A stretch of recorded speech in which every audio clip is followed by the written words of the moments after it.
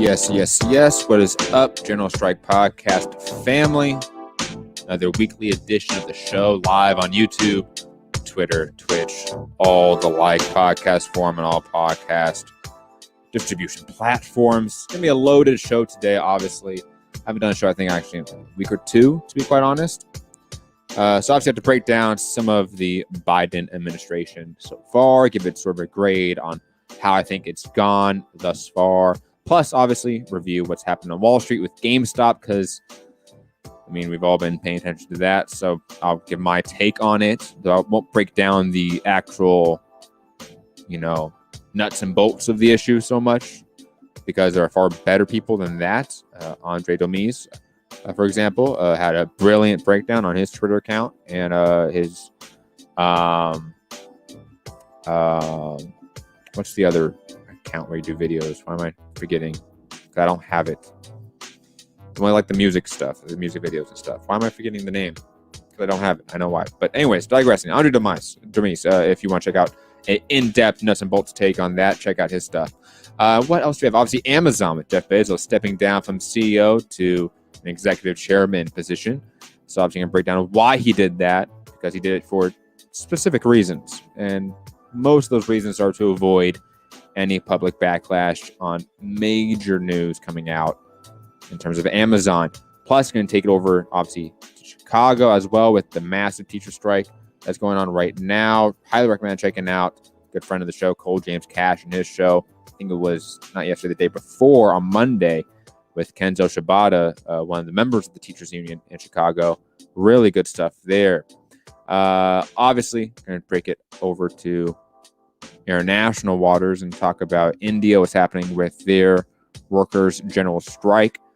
Update you guys on what's happening with Bobi Wine and Uganda, Ecuador, Cuba, and other places as well. And obviously, it is Black History Month, so I will do, in terms of our sort of second half of the show video that we watch, and usually do have a watch along, I'll break down and watch a roundtable discussion between Kwame Ture, Angela Davis, and other Black leaders in 1973. Shout out to Afro-Marxists on YouTube. Sure, everyone should go follow that YouTube channel, because they have a ton of quality content. But let's get into it, guys, because we do have a lot to get into. First, obviously, let's just break down the Biden administration thus far. Let's break down in a sense of stuff that they've done, promises made or kept, all the like. The list I have so far, and things could have changed. Things will possibly change as well in the coming days. In the first, was it now 17 days, give or take, the Biden administration has lied about the $2,000 checks, has lied about the public option, has froze insulin and EpiPen rule that lowered prices, has already considered a multi-thousand troop surge in Iraq, has claimed to own Syrian oil and has actually increased troop presence in Syria, has claimed the coup attempter Juan Guaido is the president of Venezuela, when pretty much the entire world does not share that belief, that Nicolas Maduro is the rightful democratically elected leader of Venezuela. He's obviously appointed a who's who of corporatists, war criminals, and the like to his cabinet. People like Janet Yellen, Raytheon execs, all that fun stuff. Maintained a colonial policy over Puerto Rico. Won't rejoin the Iran deal without unreasonable amendments. Has maintained the murderous Iran sanctions that has killed over 40,000 people in Iran last year due to COVID. 40,000 people died in Iran due to U.S. sanctions. Okay. Again, I think I always need to put it into comparison here, in juxtaposition. Imagine if any country economically sanctioned us and 40,000 people died from it. How would our country react to that sort of murderous, genocidal threat? Like, honestly, never put that in comparison. Speaking of Guaido earlier, he's invited him to the inauguration, or it did invite him to the inauguration. I don't think he went, though. Lied about giving, or forgiving, I should say, some student loan debt. Obviously not all of it, but he did say that he was going to forgive some of it. So far has not. Lied about immediately ending support for the Saudi-led coalition in Yemen, one of the worst humanitarian crises in recent years, and a genocide that's happening with U.S. backing. He's created a migrant task force, but still has not freed all of the people in cages at the ICE camps. Now, there's a lot to get into that and dissect, especially on that last point. I want to talk about that a little bit more. We saw in terms of this like neoliberalism, right? It's not embedded theory that this is how neoliberals act, but I think it is a byproduct of the theory, right? When they actually put into practice, this is the byproduct of neoliberalism as a theory. You get this, this sort of fake facade of social liberalism, of social inclusiveness, and why I call it a fake facade is because neoliberal theory, to its core, is about protecting and creating not only markets, but a capitalist ruling class. Okay? When a market or a capitalist class is not there, they create it through primitive accumulation. When a capitalist class is there and markets are in existence, free markets, the neoliberal theory states that it must protect those markets at all costs. Okay? How they do that through military, through police, through agencies. Okay?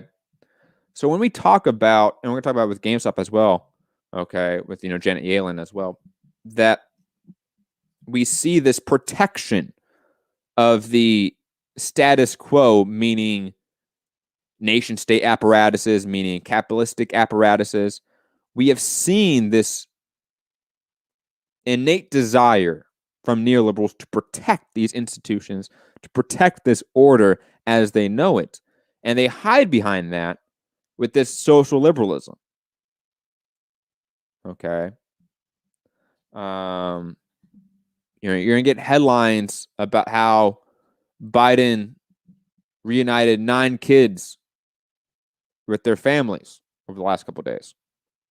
There are still thousands of people in ICE concentration camps. There's an unknown amount of women that have been forcibly sterilized by ICE. Okay. Now, I know Biden has called a halt to all deportations from ICE, not actually closing down these ICE concentration camps, just the deportations, which I think is, again, sort of that facade of progress, right? What we've seen is that ICE has refused that order. They are a rogue agency right now. What did the Democratic Party, how did the Democratic Party respond to that? Almost non-existent. You hear the squad talk about it with AOC and the like. But in terms of Biden out there and talking about how ICE is a rogue agency and needs to be brought in, we don't hear that at all. Right? It's the protection of the status quo, the protection of order as they perceive the order, the bourgeois order, right? Like that's how neoliberals function. Okay. So this reality of Biden's administration completely failing, I should say completely failing, but failing in large aspects, significant aspects. Them coming back to the Paris Climate Accords, awesome, but that's literally the bottom level shit you can do. Okay. Those are agreements that you, Biden, agreed to as vice president over 4 years ago. So, of course, you would then agree to it once you become president. Okay. That promise is not too far-fetched. When you promise about actually meeting the material needs of the working class, most people should realize that those promises were never going to be kept. Because neoliberal theory does not care about the working class. It innately cares okay, again, about protecting and creating a ruling class and the quote free market. Okay. It wants to keep commodity production and exchange going as much as possible. Okay. And that is just, again, the reality of the situation. I believe, I'm going to talk about it later on about AOC and the squad and how should the left and how should communists and Marxists, anarchists really view them and how we should function with them. But sort of taking them off the table for a second, we should never assume that neoliberals, true die-in-the-wool neoliberals, are ever going to be about real material change for us. Okay? That is never going to happen. It just isn't. Okay, if we want to have a conversation about how maybe we can change the Democratic Party to not be a neoliberal party, maybe we can have that conversation, even though I don't really buy it. But the reality is as it stands, the vast majority of the Democratic Party is a neoliberal party. Okay? And the only real separation between them and the neoconservative Republicans is sort of a fervent extremist view on religion. That's about it. But in terms of their actual economic policies, their foreign policy, there's not much separating them, unfortunately. And that's just again, unfortunate reality. I don't know how we get past that without actually recognizing that and just understanding that that's a real hurdle to climb as the left. Because the Biden administration is not going to be moved to the left in any fashion. Like in the ways that progressives want to talk about moving the Biden administration left is pretty naive. Okay, we have to force them left. Okay, when I mean force, I mean economically push them into a corner where they have to meet our needs. And stuff like strikes with teacher unions, I think it's a great move. Trying to increase unionization as a whole, I think, is a massive foundational step we need before we can even talk about pushing Democrats left or, primarying out all the establishment or creating a new third party. We need the revival of the labor movement. Okay. So when I hear stuff about Chicago and their teacher strike, that is what we should be focusing on and prioritizing more than anything else in terms of this electoralism or electoralist strategies that we want to debate. Okay. Anyways, moving on. If anyone's listening, obviously, Twitch or Twitter or YouTube, let me know in the chat your thoughts on the Biden administration so far. Like, have you been pleased with it? Have you been disappointed? Why have you been disappointed? Why have you been pleased with it? I'm very curious to see what people's perceptions of the Biden administration thus far are. Moving on, let's talk about GameStop. Sam O in the chat. Shout out to Sam O, long time listener and good friend. Saying, hey, Matt, don't we also need to bring up the idea of a new deal or new deal? Yeah, I mean, the New Deal did not come about because you had what's his name, Henry Wallace or such, push that, right? Like you didn't get some progressive social democrat in Congress or in the administration, right? That was like, hey, we're gonna just do this, right? And they through divine right of kings that they devised this plan. No, the New Deal era was predominantly a result of the AFL and CIO, the Communist Party, and two socialist parties. Okay. They were in a formal alliance together. The CIOs is basically like the IWW. It's a big collection of workers' unions and workers' associations. Okay. And the IWW kind of faltered, or I should say, lost momentum in the U.S. and the CIO and the AFL, or the AFL-CIO gained a lot of steam in the 20s and 30s. But those organizations had real on-the-ground militant strength, okay? People forget that there were massive, massive strikes during World War II. So post the New Deal economics, we still had massive strikes happening in factories and cities, right? Why? Because you had this thriving militant labor base combined in formal alliances with truly radical political parties. Okay. Harvey J.K.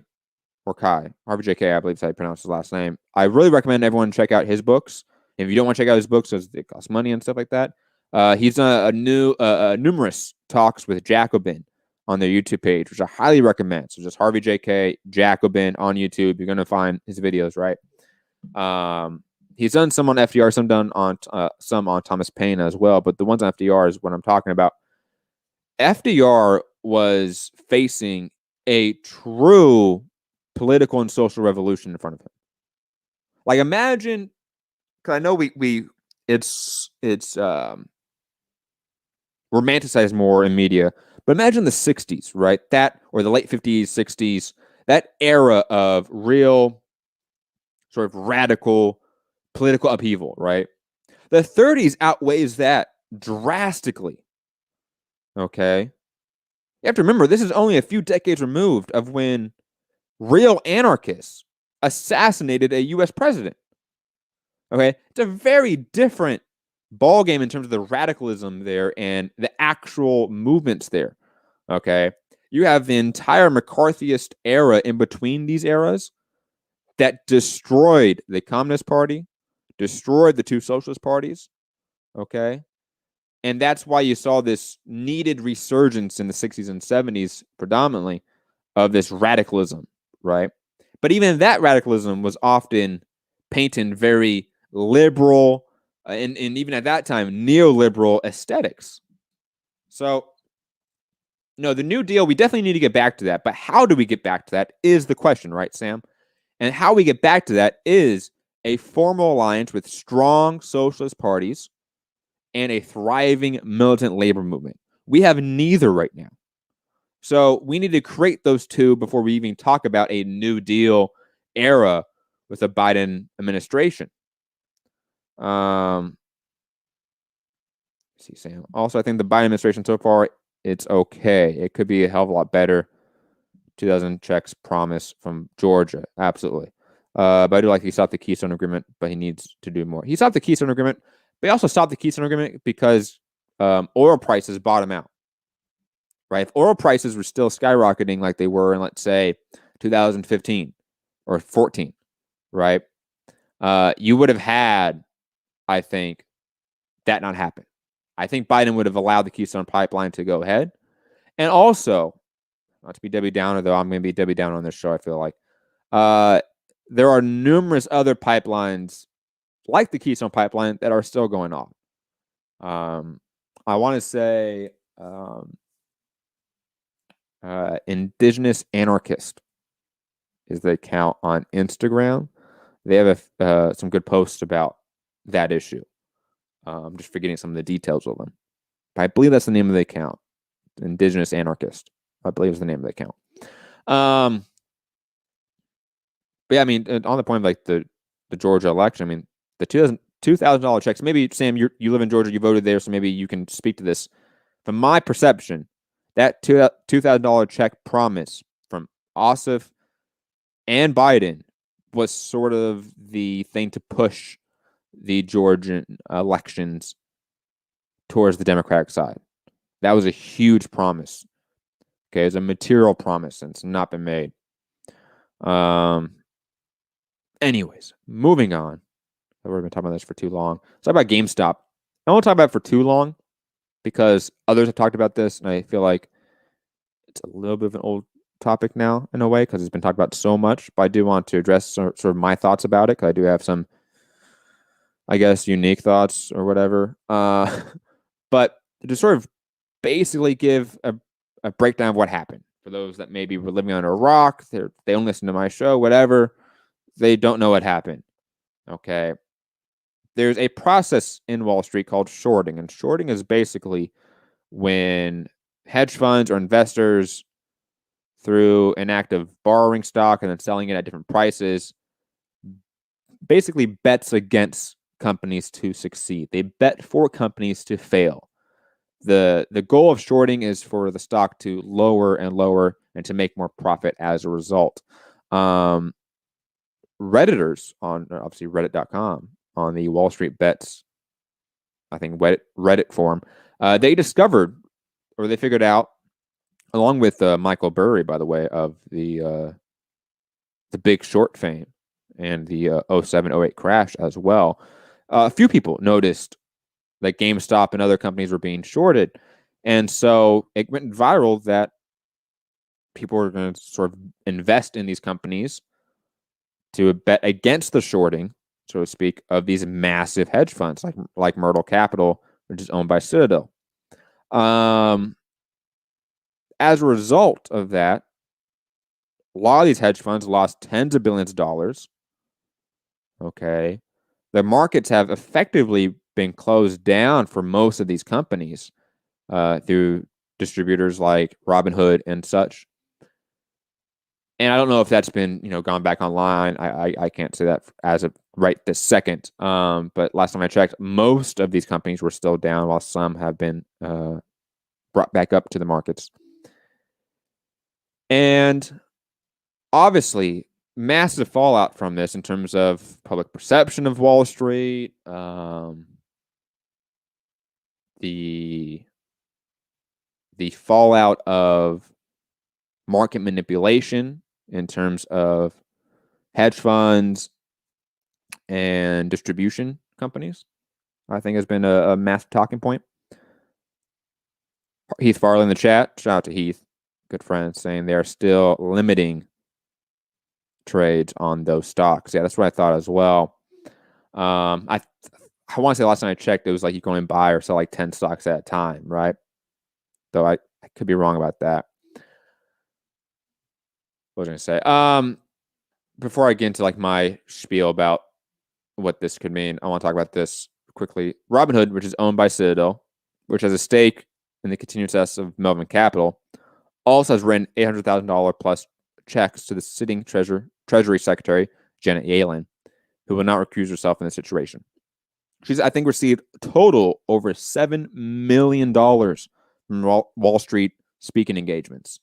Okay, speaking to like the neoliberal protection of capital. This is it. This is it right here, man. Okay. Anytime anyone fucks with the system, they got to protect the ruling class. Okay. Now, my like specific thoughts about this that I think most people haven't been talking about, or if they haven't talked about it, I don't think that they've done a great job at it. So I'm going to attempt to do it. There's been a lot of debate, discourse on how the left should view the Redditors, right? The people that, the average Joes, air quotes, that have went up against these hedge funds, right? And I think it's a very nuanced discussion, because anyone saying that, oh, this is awesome, fuck yeah, all those people are on our side are wrong, obviously.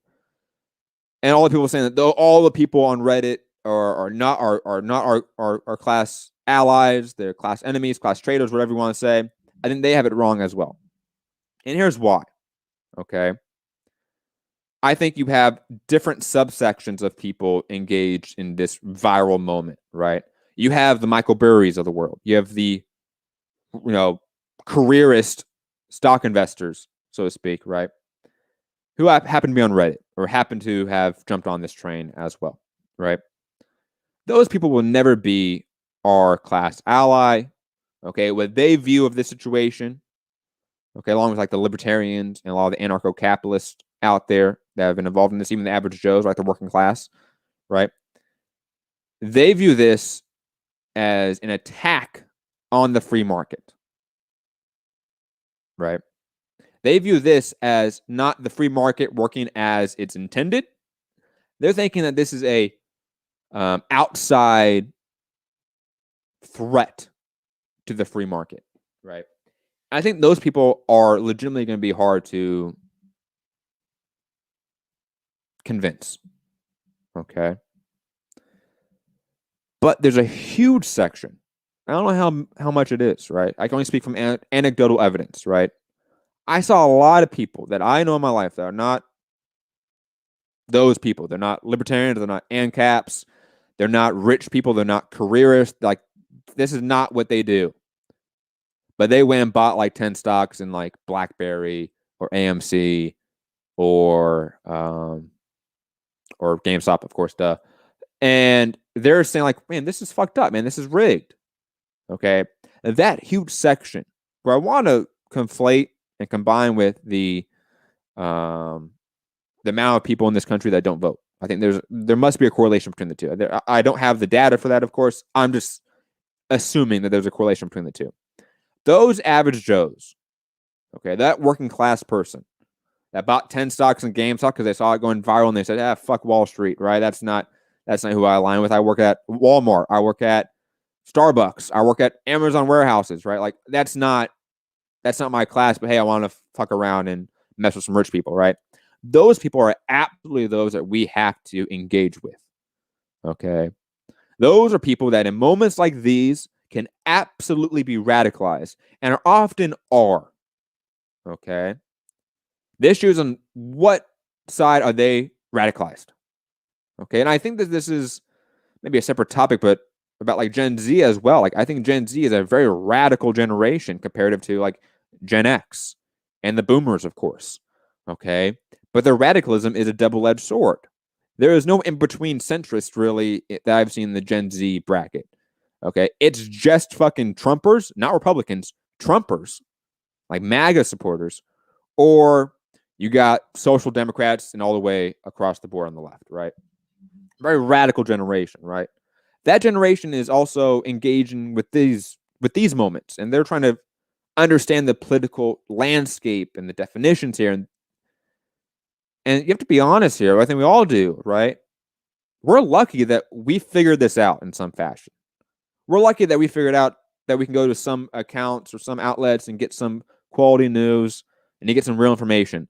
But for the vast majority of people, they don't know that. All they know is that if I go to news, it's CNN, or I click on Google and the first few articles that pop up, I'm going to click on. That's it, right? Those people have no real contextualized understanding of stock speculation, the financialization of capitalism, and how that evolution, okay, towards just a overt casino, right, will never be for us. Okay, we have to walk them through that. Okay, I think a lot of people on the left have been very black or white when it comes to this issue. That it's either all fash adjacent, it's all ANCAP libertarians on that Wall Street Reddit forum, or it's no, they're all on our side. Fuck the system, just bring it all down. I think both cases are wrong. There are legitimate people in that group that we need to be worried about. Okay, but there's a lot of people that want change. There's a lot of people that see something wrong with the system. They don't know why it's wrong. They don't understand how these situations are systemic and institutional. Okay, they think a lot of them think it's just like this adverse abnormality of the system, and the system just needs to be tweaked a little bit. And the system is functionally and definitionally just this. Okay, there's a reason every 5 to 10 years there's an economic collapse or crises with capitalism. There's a reason. Also, this is from Sam. Also, Ken Griffin, the CEO of the hedge fund Citadel, gave money to multiple Republican and Trump super PACs, and even gave money to politicians that wanted to deny the election result. Of course, absolutely. But they also gave money to Janet Yellen, who's also working with the Biden administration right now. You know, the ruling class protects itself. Okay. Anytime you see infighting with the ruling class, don't worry about like pitching a side with either one. It's not for us. It's not about us, or maybe about us, but it's not for us, right? That fight. It's the same thing with like, I know Gary probably wanted me to talk about this, the Texas secession, right? Like, dude, like you're asking like the establishment Republican Party and in the Texas government, state government, to be like different than the federal, like national Republican Party. You know what I mean? And then the idea that like Texas is going to be some like anarchist paradise where there's going to be no military police. It's just foolhardy, you know? I just, again, like bourgeois infighting, I could always give two fucks about, man. Like, I will never care about that. And it just doesn't appeal to me. Yeah, Sam, DM me the article. I'll read it. Anyways, let me see what I got here. Let's move on. Unless you guys have any other questions or thoughts about the GameStop situation, let me know.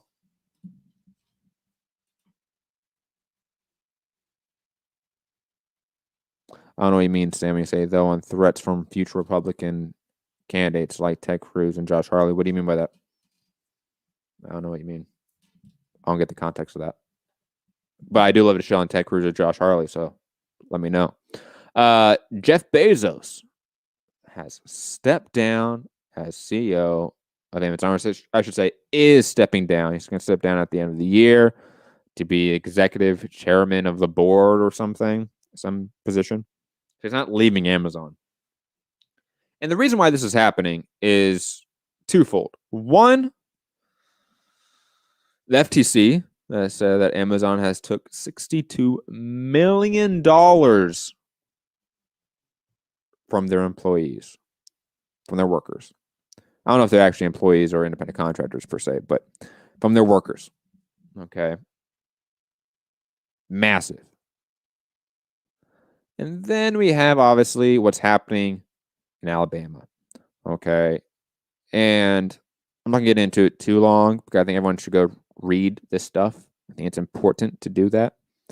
But the anti-union tactics that's on display here by Amazon is extreme and indicative of a larger systemic issue with capitalism. You know, the fact that workers are trying to collectively have some power is such a threat that Amazon is, you know, hiring basically spooks from, you know, agencies like the FBI, NSA, CIA. I think it's, again, indicative of a massive systemic issue of capitalism, right? The oppression, exploitation of the employer to the employee is just massive. It's just on a different scale, man. Like I don't think people like truly get it, man. Like I think people really need to understand this union vote is going to be one that changes not only the entire country, but an entire international, multinational corporate system that, again, is deeply, deeply oppressive and exploitative. I'm going to play a video of this breaking down from More Perfect Union. I forget the name of the journalist. I think the name's going to pop up anyways, but you should follow her or they. I don't know their pronouns, but I think, again, follow them. The story's going to be insane. Let's play this video.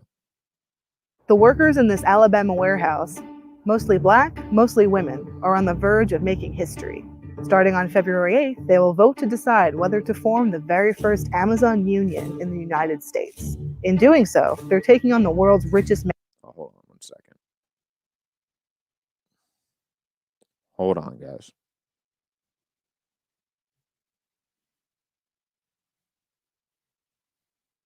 Let me just cancel out some stuff here. I think it'll go better. Let me start at the beginning as well. Samo saying them being smart and talking about Ted Cruz and Josh Hawley, them being a smarter version of Trump, like a fake populist.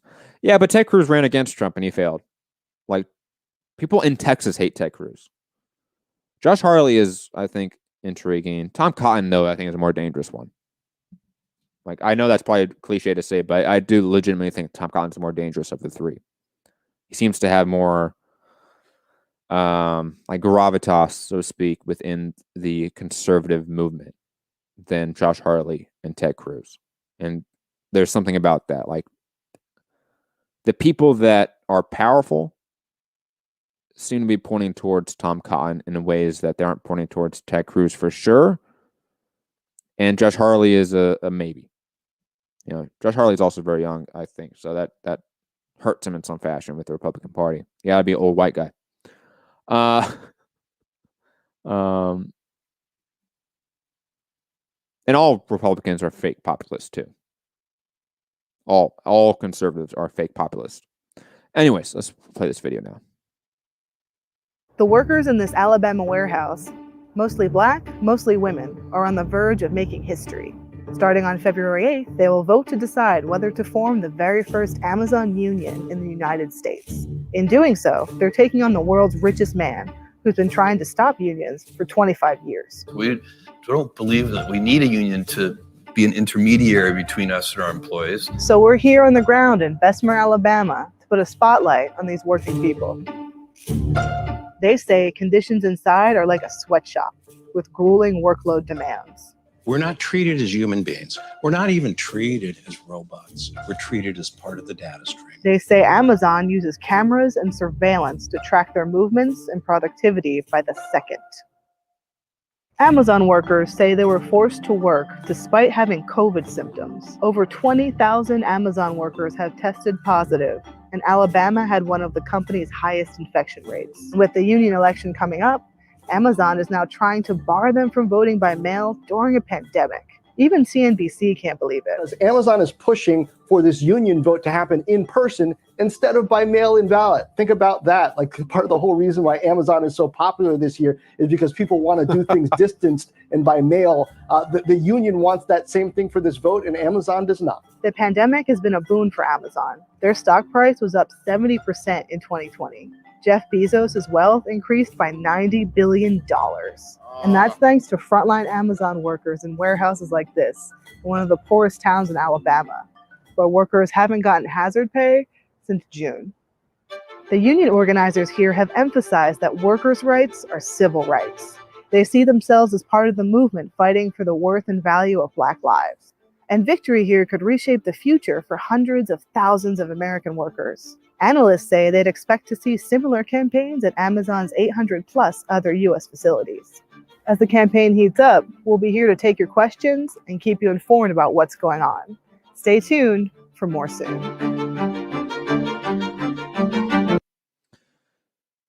Yeah, it's gonna be interesting to see what happens there. I mean, that is, if that warehouse unionizes, it's a cascading effect all across Amazon's sort of industrial base. Okay, that's just the reality. Let's pray to God it happens. And to be honest, this is a far bigger piece of news than the GameStop Wall Street news.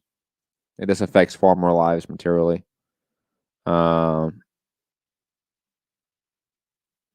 Heath Farley saying, where was that again? Bessemer? Fuck. I closed down the link for... Oh, yes. Bessemer.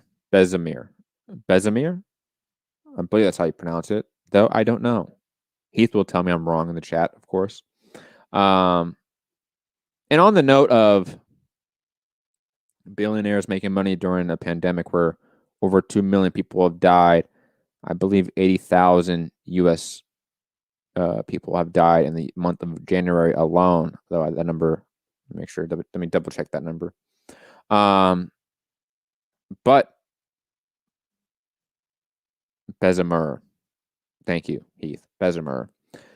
Billionaires have made $3.9 trillion during the pandemic. Enough to pay for everyone's vaccine. Okay. How much do you think workers lost in the same amount of time? $3.7 trillion were stolen from us by the billionaire class, by the capitalist class, by the ruling class during a pandemic where hundreds of thousands of people in this country alone died. Millions of people died in the world. Okay. Millions upon millions of people have faced economic deprivation. Okay. So the idea that this is even allowed in any system, let alone a capitalist system, of course, and that is just like accepted by people, is just mind-blowing to me. The fact that people see this and don't become extremely radicalized against capitalism will always just be shocking to me. Like, I don't get it. I don't get the disconnect. That there are some people that see these numbers and go, you know what? That's just an issue of the state.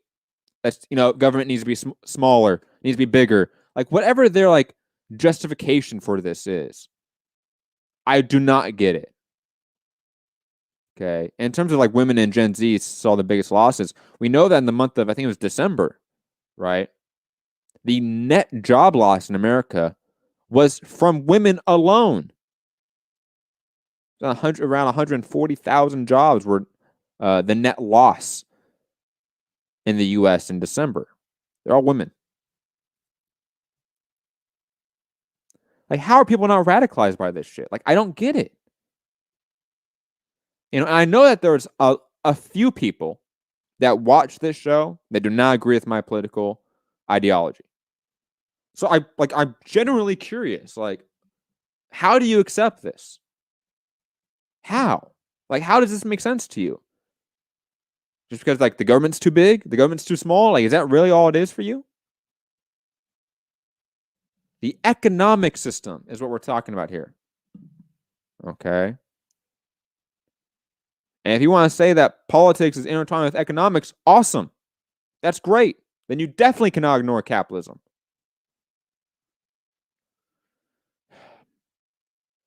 Sorry, guys. This shit really frustrates me.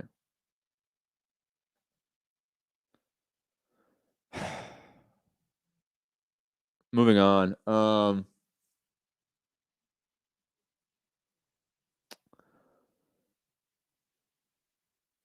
Like I said at the top of the show about the Chicago teacher union strike, I recommend everyone to go check out good friend of the show, Cole James Cash, on YouTube.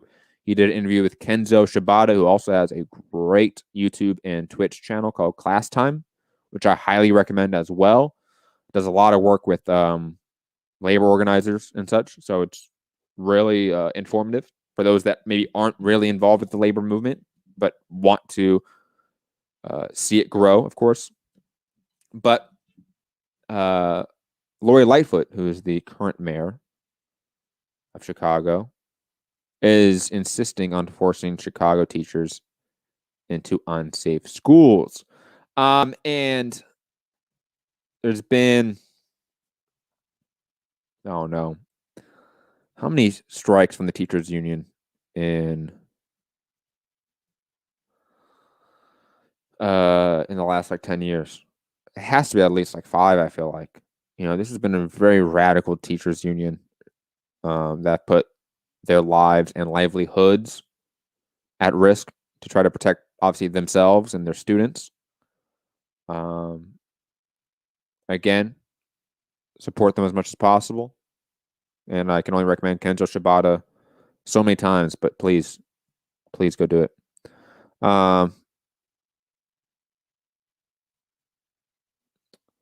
Sam O is saying in regards to the Amazon video I shared, and the video you showed need to be shared everywhere. Surprise, leftists on YouTube are not talking about this Amazon union vote. I think a lot are, to be honest. They may not be talking about today, of course, but I've seen a lot of leftist podcasters, show, so to speak, mention this, talk about it in some fashion, especially over the last few months or so, because this has been a ongoing story for 6 months, I'm gonna say, give or take a little bit. So I'm not the first. I'm not the last. I'm definitely not the best when it comes to detailing this Amazon union vote. But obviously, Left Reckoning. Shout out to Matt Leck, David Grisham. Check out that show. What else? Majority Report. I always recommend. I know he may be cringe sometimes, but like Hassan, like I think Hassan does great work. Hassan Piker, Hassan B or whatever his YouTube and Twitch channel is. I mean, I think for going on stream 5 days out of the week or 7 days out of the week and doing like 8 hours or something like that every day, dude, the guy's a monster, man. The guy's a machine, and he covers a lot of news. So people have been talking about it. Yeah. I would definitely say the mainstream media sphere, so like the New York Times, Washington Post, those ones, you've seen limited coverage. Not no coverage, but you've seen limited coverage because obviously I showed some articles from mainstream outlets as well. But it doesn't seem to be getting the overall like nonstop attention that seems like it should. Hold on. Somebody's trying to call me. I tell them I'm live on the show. But anyways, yes, speaking of Chicago, back to that, check out Kenzo Shibata and his work with Class Time and the Cole James Cash Show if you want to understand that in a more personal manner. Moving on to international news, guys. Canada. And I'm going to actually break this down and bring it back to U.S. news because there's a report coming out from a former CIA official that talked about how we need to bring anti-terrorism tactics to domestic issues and domestic policy. I want to get into that with this next topic, but I see Sam with a good question about Jimmy Dore and Glenn Greenwald, so I got to talk about that shit, of course. Even though I don't set topics for these mostly because I try not to. Like I talked about force the vote because that was the only thing the left was talking about for weeks. Okay, like there was massive civil unrest in other countries around the world with the proletariats fighting, and like we just didn't care on U.S. leftist Twitter. Like we want to talk about force the vote. But I'll talk about Jimmy Dore and Glenn Greenwald. Also thought on the Jimmy Dore trying to have Boogaloo Boy on his show as well as Glenn Greenwald. Feeling they are causing a divide in the left.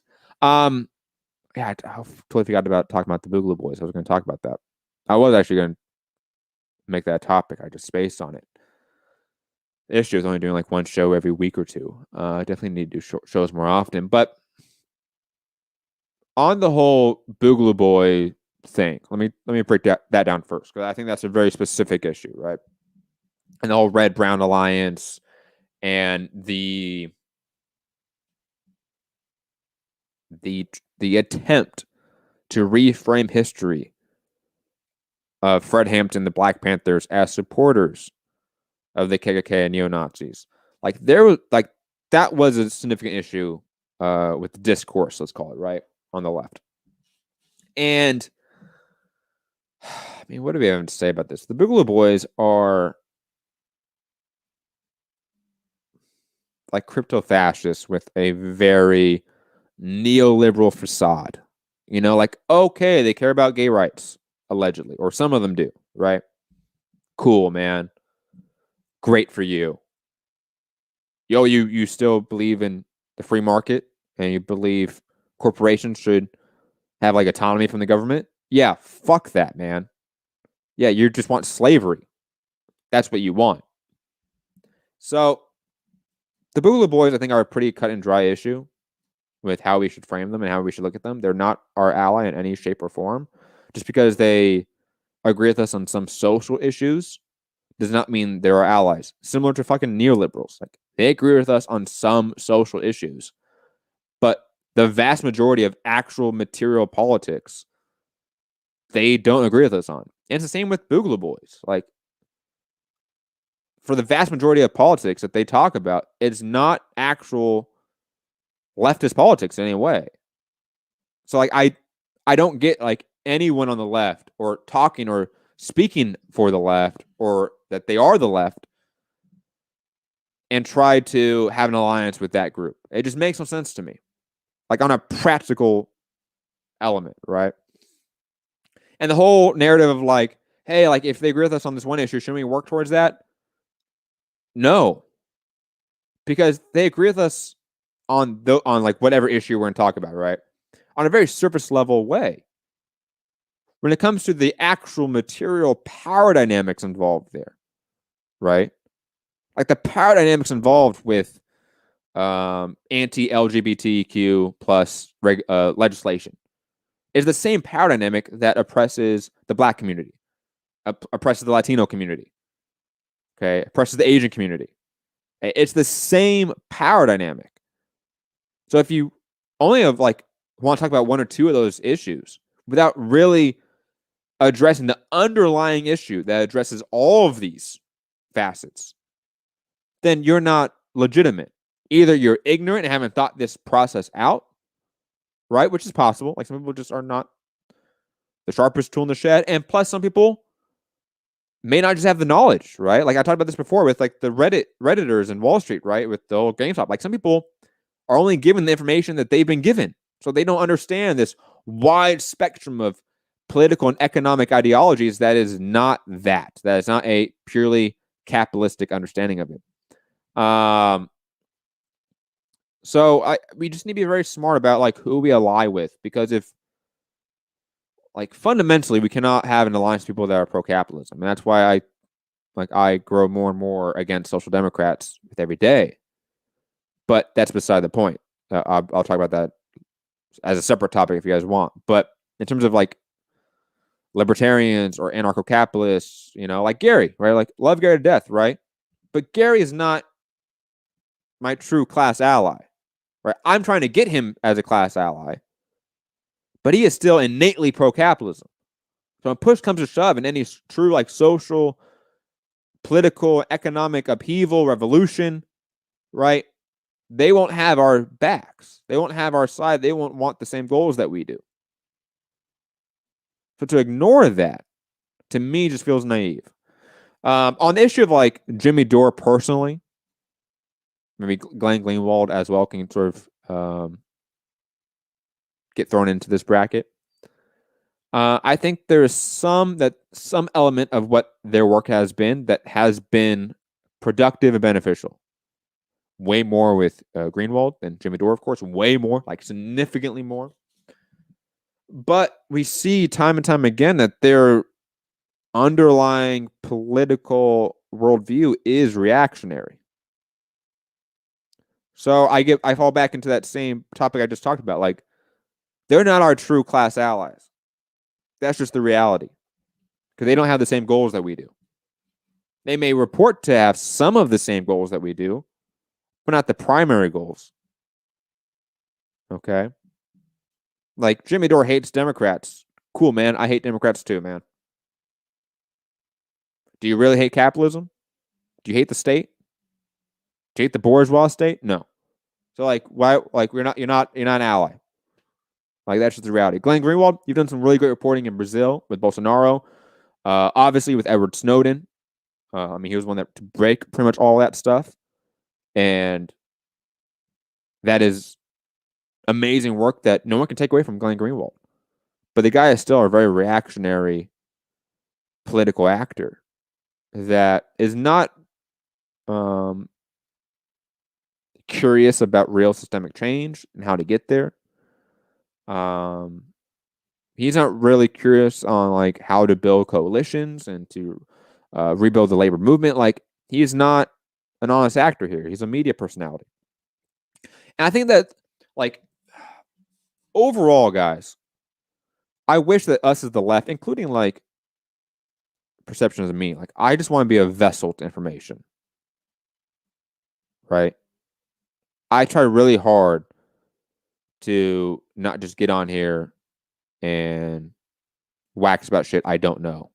When I get to a subject I don't know about, I try to refer to people that do know about it or play content from people that do know about it, right? So I like I'm a vessel to information. right? But even me, like,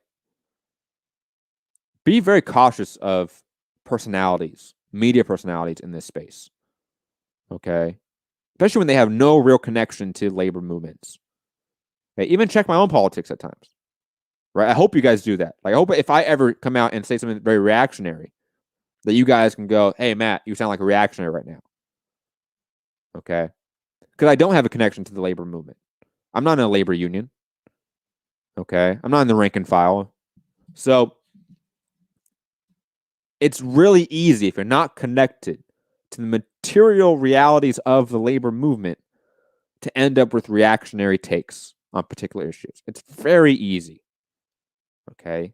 It's when it becomes a trend that, like, it becomes an issue. And with Glenn Greenwald, it's become a trend.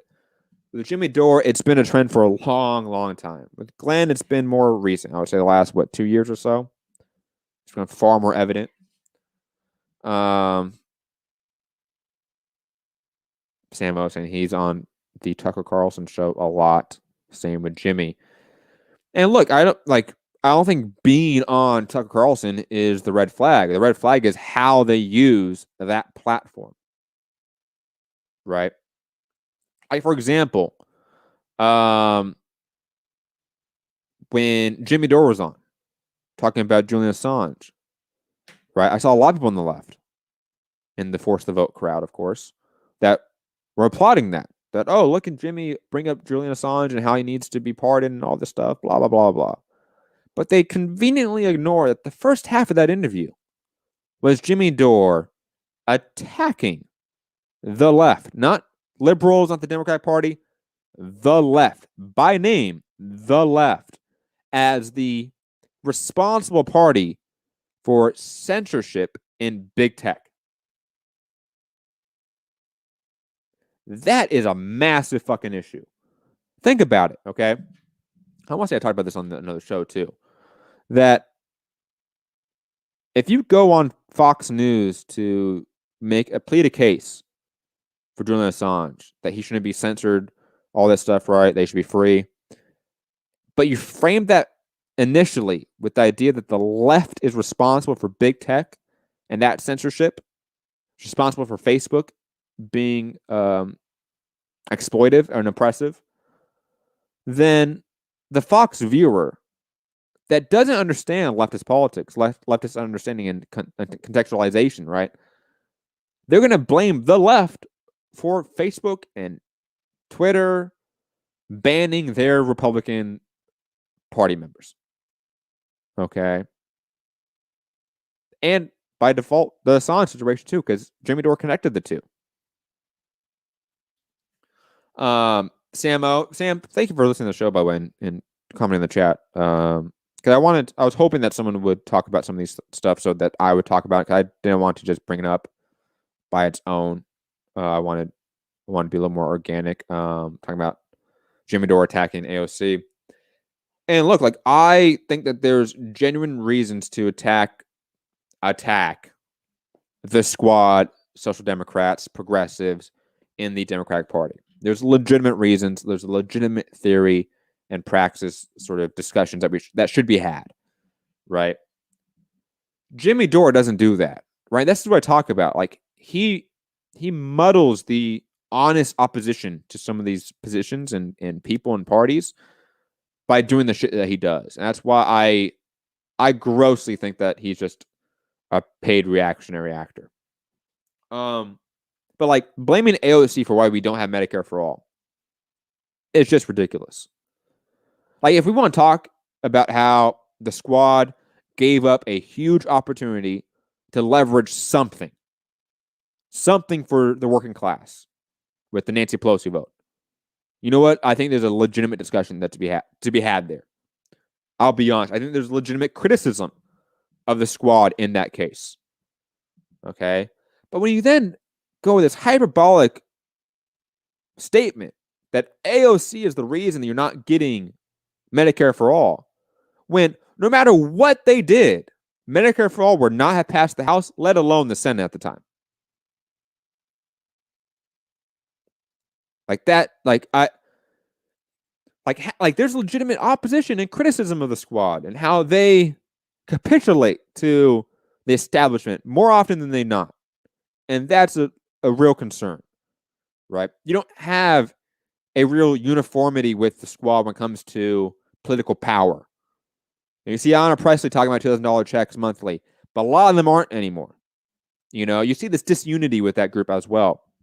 But those are issues I predominantly have with like social democrats and like that theory and how it's predominantly a reformist theory that is not revolutionary and radical in any real sense. But that's not connected to the Jimmy Dore criticisms of AOC and the squad. It's not connected to the force to vote criticisms of the squad by and large. Okay. He said that she is becoming the new Adam Schiff. I mean, I think that's way too hyperbolic.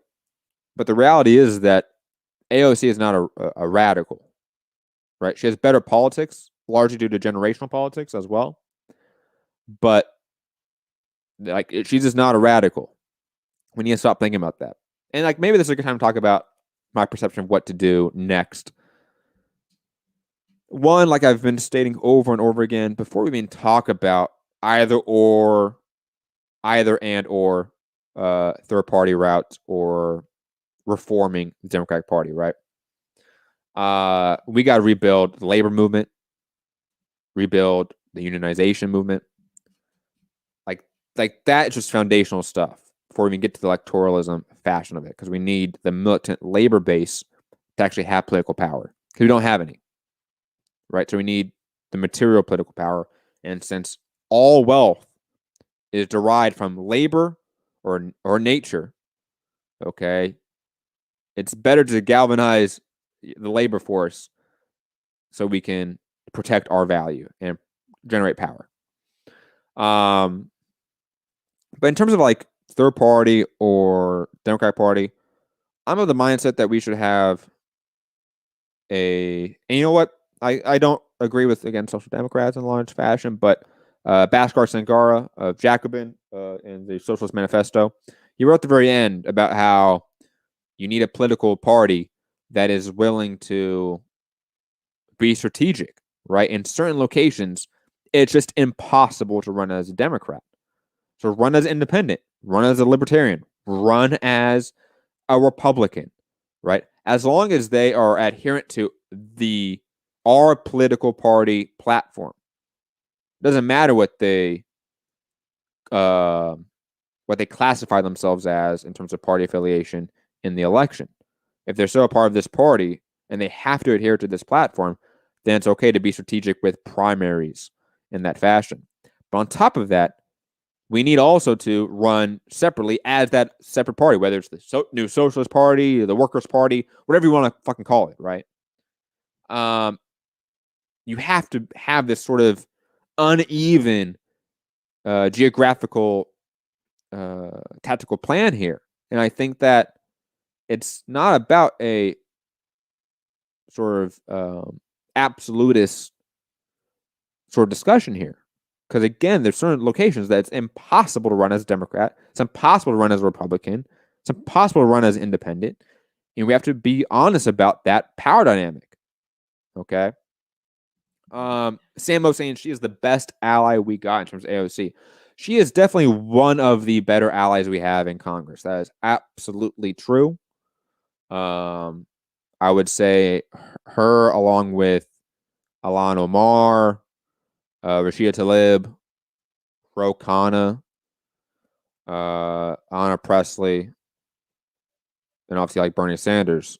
They're allies. They absolutely are allies in terms of congressional power. We can use them and influence them more because they share a lot more of our political ideology. But at the end of the day, like, they're not for the revolutionary political moment that we need, or movement that we need. Like, they fundamentally are not. To be honest about that. Are they useful for getting short-term material gains? Absolutely. But those short-term material gains are not the end-all goal, are not the primary goal, and we cannot let those short-term gains I'm talking about, satisfy us enough to not be focused on the revolutionary struggle. I hope you guys get what I'm saying there. Samuel mentioned Cori Bush. Yeah, Cori Bush is awesome, but like she just got in. Like, she doesn't have a record yet. At least these other people have like a couple years now. Cori Bush, she's new. I don't know how she's actually going to handle power as much. I think she has a great track record, and hopefully she does amazing there. And she seems like she's going to be an ally. Don't know yet. It's been 2 weeks. Yeah, Heath, Sam, you guys should follow each other. I recommend that. Good people. Very good people. Moving on to international news, guys. Canada designates Proud Boys, Anti-Waffen, the Base, and I forget the Russian imperialist movement as terror organizations, along with I think a few other groups that are predominantly Islamic right-wing extremist as well.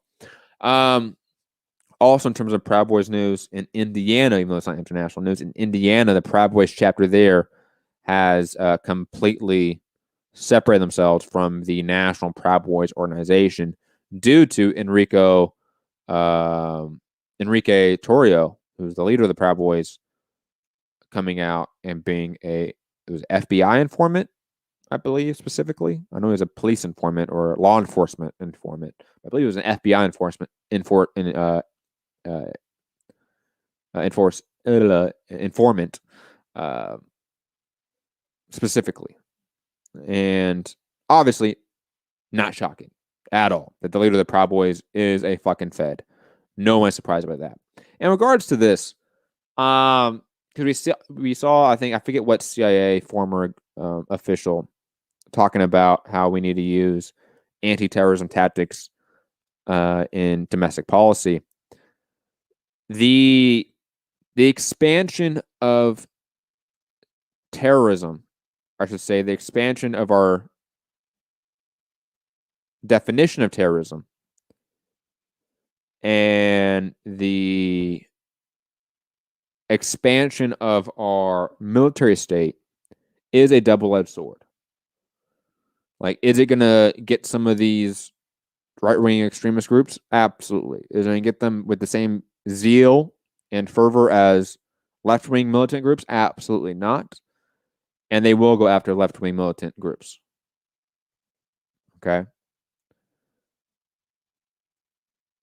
And it's just like a reality. Like, if I'm speaking as a communist and Marxist socialist, right, political agitation almost by default has to be somewhat unlawful, right? So when we start with really broad strokes and sort of brushes, I should say, when it comes to defining terrorism, understand that's going to catch us too. Not saying that these guys are not terrorists, or not saying that these guys are good people. They're not. These are definite enemies. Okay? But the state apparatus, which can oppress them, will oppress us. We have to be very honest about that. Moving on from that, let's talk about India. It's been months now, I want to say, of basic protests and sort of unrest in India. Okay. We saw, I think it was 250 million people engage in a strike about 2 months ago. Okay. In all response to the Modi government and its, for lack of a better term, just neoliberalization, right? Cutting of labor regulations and protections, the undermining of labor unions and such in India. Like, it's pretty standard bearer neoliberal stuff with obviously a splash of like Hindu nationalism, of course, under Modi. That makes it really nasty and violent at times. I see we have a Proud Boy member in the chat. I hope you're joking. If you're not, I would love to get your take on Enrique Torrio being a Fed informant. Please let me know your thoughts on your dear leader, being an informant to the fucking feds. Anyways, India has cut internet around New Delhi as clashes with police and protesters have increased and continue to increase. Really? I'm gonna get an ad. It's meat. Really? It's red. Really? Goddamn ads. That does look really good, though. Anyways, it's gonna be interesting to see like what happens here in terms of like real like any significant change happen in terms of the government. Will we see this labor movement get crushed by the state in some fashion? Riot-like scenes in the heart of India's capital, New Delhi. What was to be a massive but peaceful rally in tractors and on foot by tens of thousands of farmers into Delhi protesting agricultural reforms soon turned violent. The protesters were granted permission by police, but tensions escalated after they diverted from agreed-on routes while entering Delhi, reaching barricades which led to clashes with police. The Delhi police is responsible. We wanted to march peacefully, but they used tear gas, damaged our tractors, and used batons.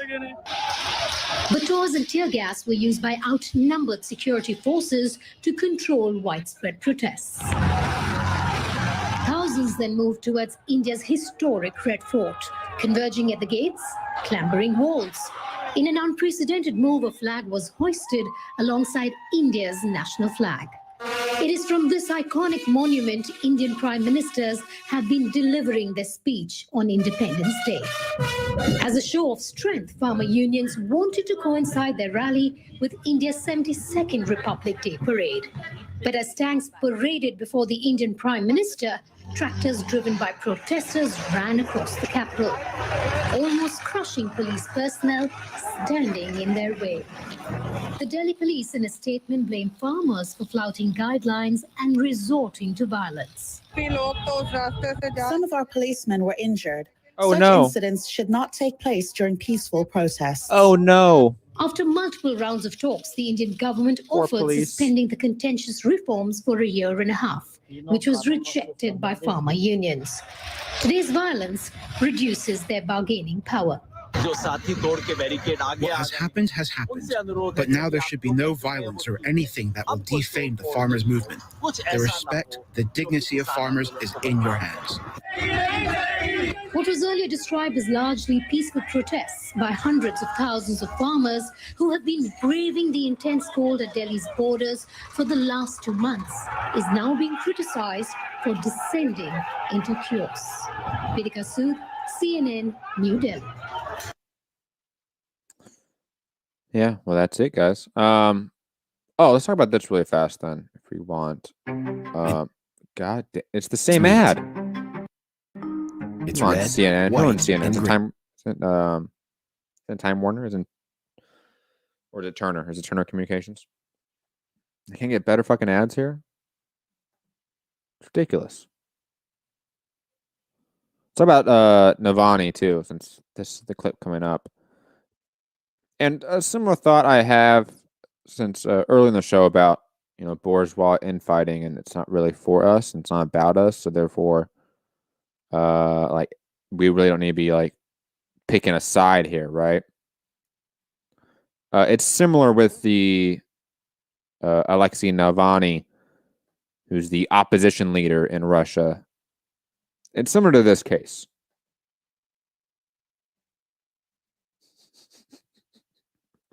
Heath, you get the ads we give you. Oh, man. Let's play this.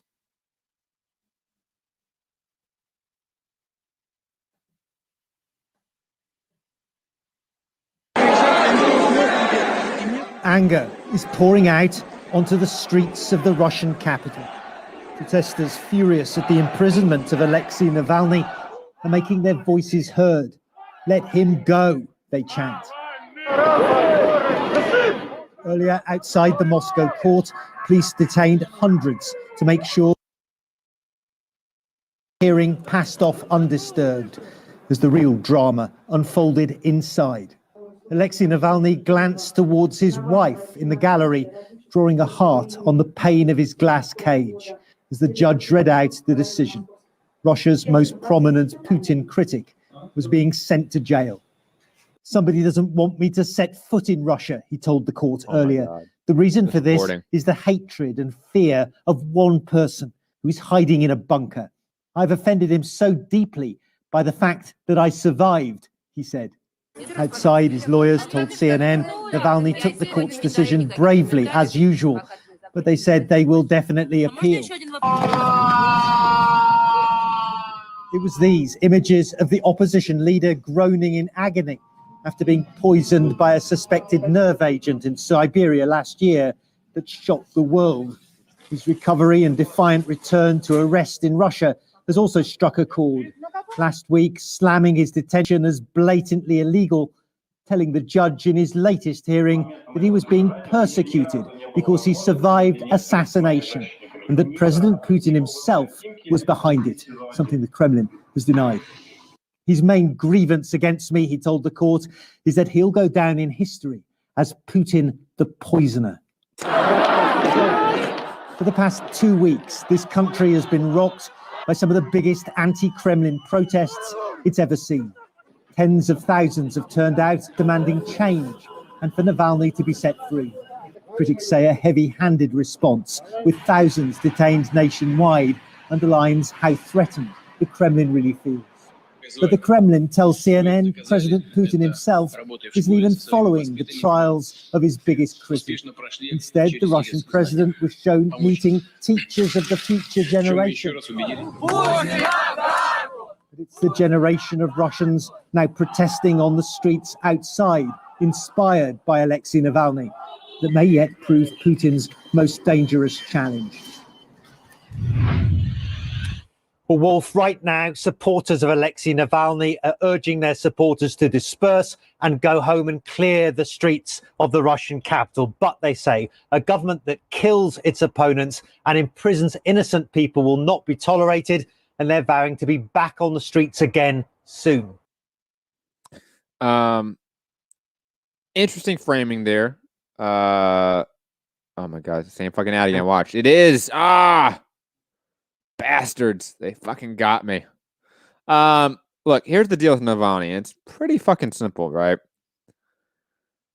The dude is a fucking Russian nationalist in like the strictest sense. He does not like Muslims. He's pretty xenophobic. Allegations of being a neo-Nazi have been prevalent since he's been in connections with sort of neo-Nazi groups in the past. Navalny is not a hero of liberalism, right? Even that, right? He's not a hero of the working class in any fashion. He is definitely in opposition to Putin, who's also a Russian nationalist as well. Just a different, shade of Russian nationalism, I guess. And the idea that, like, he can be, like, Navalny can be anything better than Putin is just ridiculous. Because, one, the guy is a fucking Boris Yeltsin disciple. The guy comes from the Yeltsin sort of line of political ideology in Russia, right? Same with fucking Putin. So they both come from the same Yeltsin line. So the idea that, like, Navalny is any significant material difference than Putin is just ridiculous. The idea that he's going to bring about this massive freedom and liberty to the Russian people is just wrong. Okay? Like, it's just inaccurate, and it's 100% Western propaganda. And that's not saying that Putin's a great guy, because Putin is not a friend of the working class. He's not a friend of the left in any way. The only thing that he does well is that he supports old relationships that the Soviet Union had with certain countries. So that's cool to see. But other than that, it's not like This is a fight where we have to pick a side. This is two bourgeois nationalists fighting it out for control of Russian oligarchs. Like, that's all it is. It's a shit-throwing contest between two people that are pretty much aligned in a lot of ways.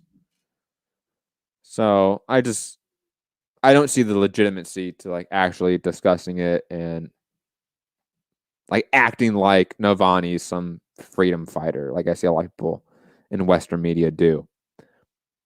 Speaking of freedom fighter, though, okay, someone that did lead in opposition to the incumbent state and does want to bring about actual material change to the working class, Bobi Wine of Uganda is challenging the election results in court, which is great to see. Last time I saw, he is still under house arrest by the military.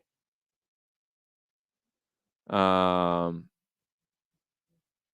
asking who's better, Navalny or Putin. If I have to pick Putin, but I mean, you're splitting hairs here. Bobi Wine, last time I saw, was facing an immense amount of persecution.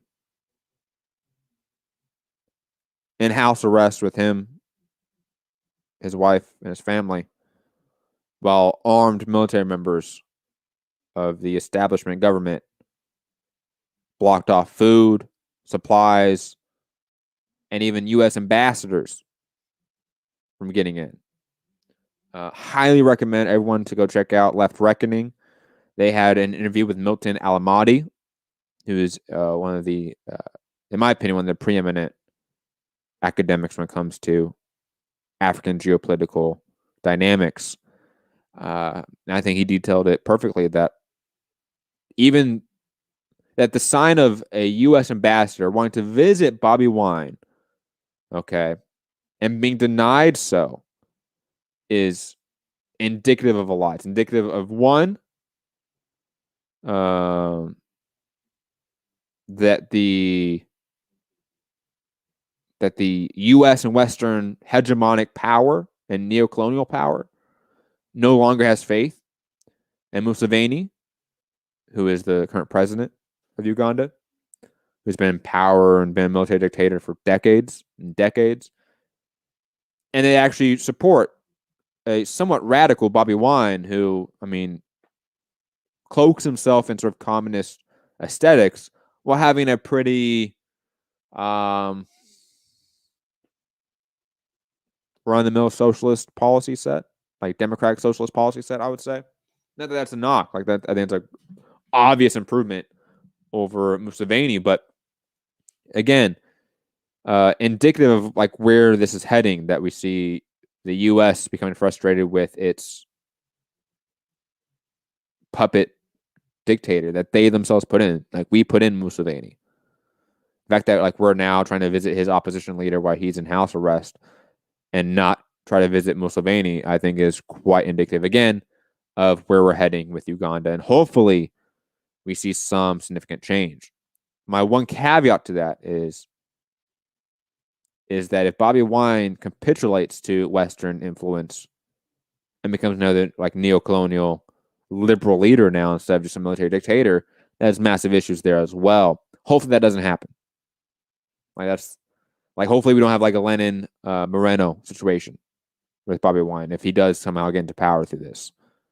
And speaking of Lenin Moreno of Ecuador, it looks like he might be ousted in an election coming up. I think it was this weekend. I think it's Sunday. I'm pretty sure it's this Sunday coming up. Javier Correa, who was a great leftist leader of Ecuador, obviously his successor, Lenin Moreno, completely gave up like leftist politics and ideology, went a sort of center-left neoliberal route.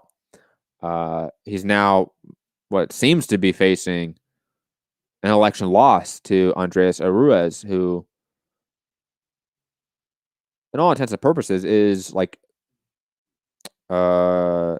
is very much in the vein of Evo Morales and Nicolas Maduro and these other sort of strong leftists, Lula da Silva, like these other strong like leftist social democrats or democratic socialists in Latin America. Again, it's gonna be interesting to see what happens. I want to play this clip from Telesur. I believe, yes. Hold on, let me.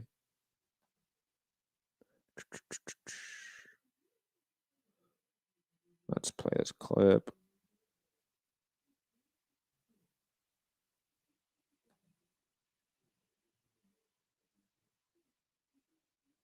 Este gobierno nos ha traicionado. Este gobierno nos ha traicionado a los obreros, a la gente trabajadora, le bajó los sueldos. Para eso apoyo por mi gente, por los de a pie, para eso apoyo.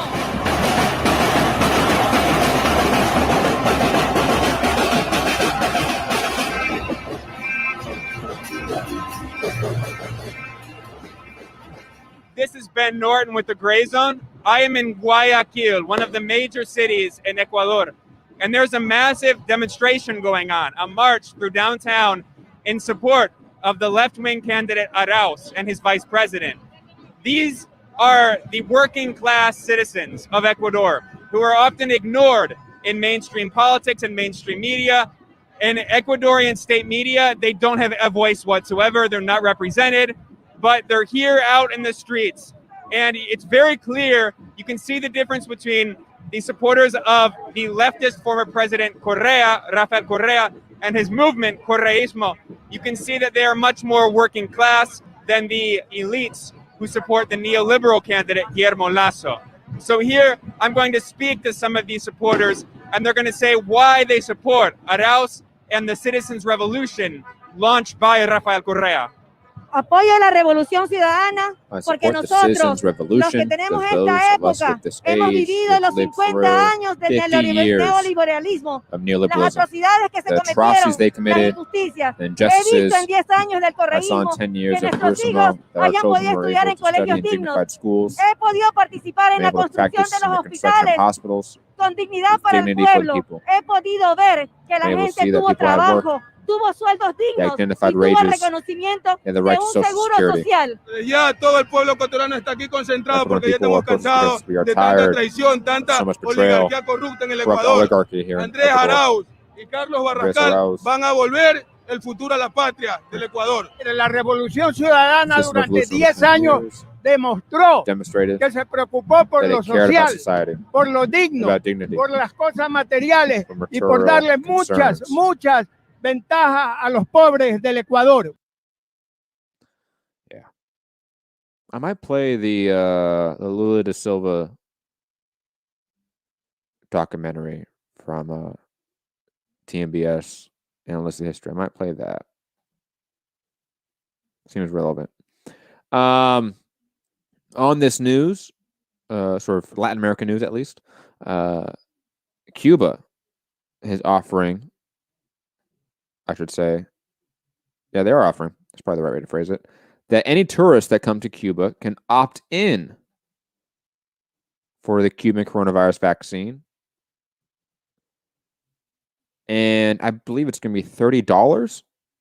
Like if you're a tourist to Cuba, it costs $30 and you get access to all of Cuba's medical industry and services, obviously, including the coronavirus vaccine, which they've produced around 100 million in a population of around 11 million. So they have plenty of vaccines to give out. So if you're looking to do a vacation coming up, might as well go to Cuba and get vaccinated at the same time. Shout out to Cuba, man. Again, a shining light to the world in so many ways. Let's get to some fun stuff, guys. That's gonna be it for like news in terms of like information.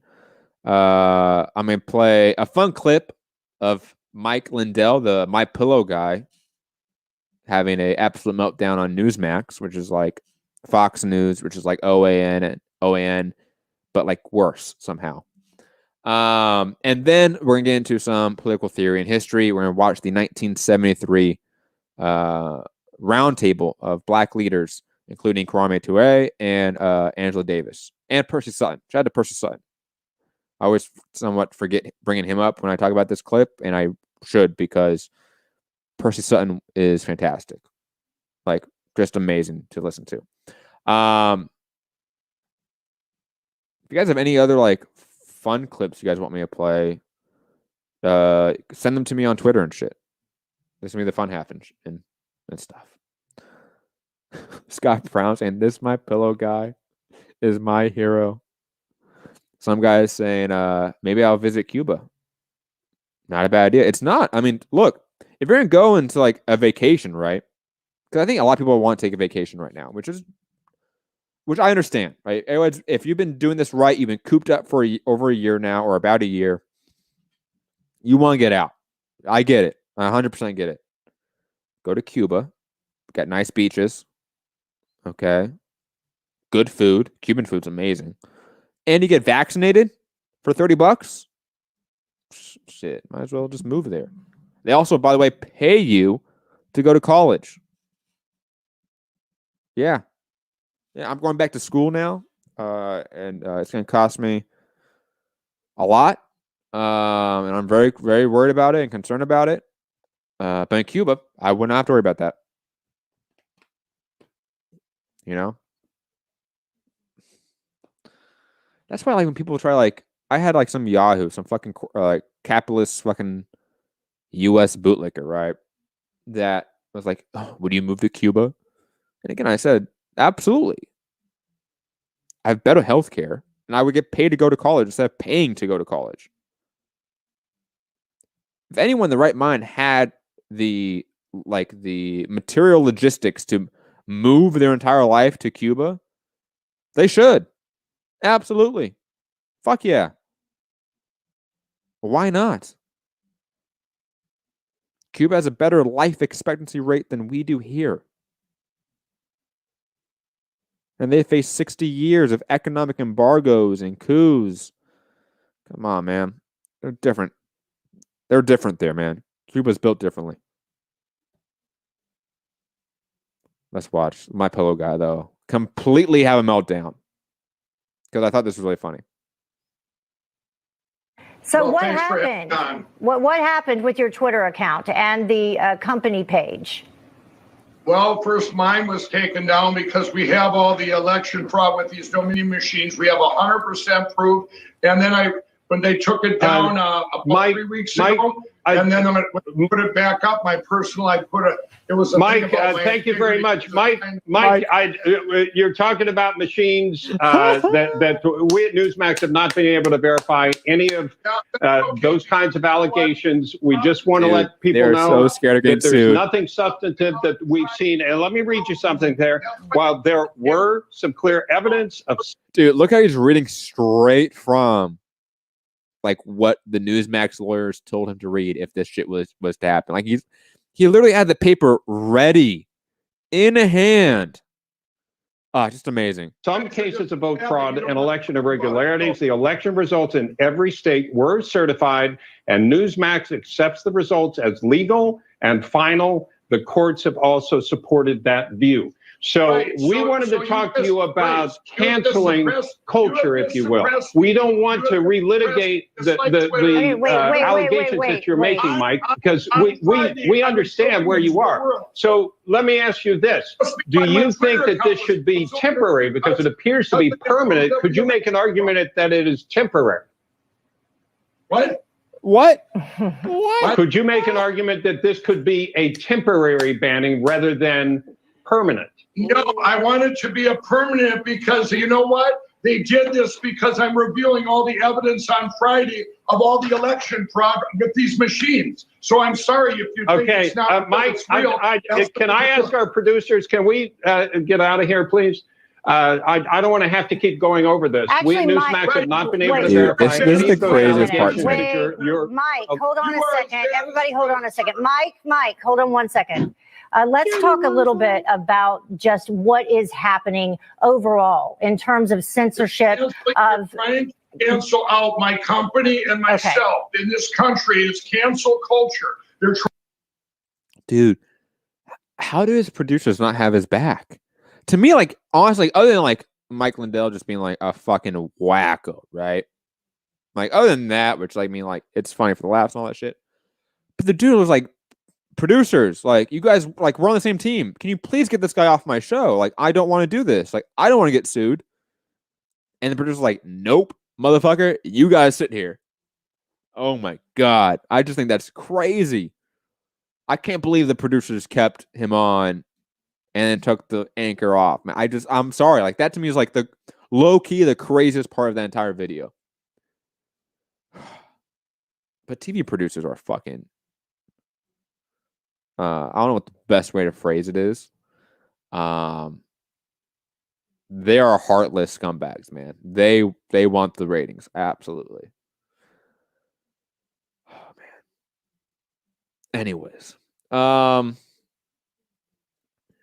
Before I play the serious video, should I play? Is there a PragerU video I should play?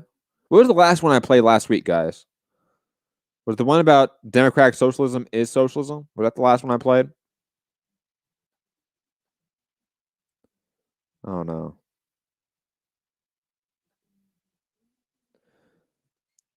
I want to play one more funny video before we go into like the serious, like long, like, ooh, I'll play this video. It's not funny, but I do think it was interesting. And I think Heath recommended this one in regards to Cuba and just trying to understand it.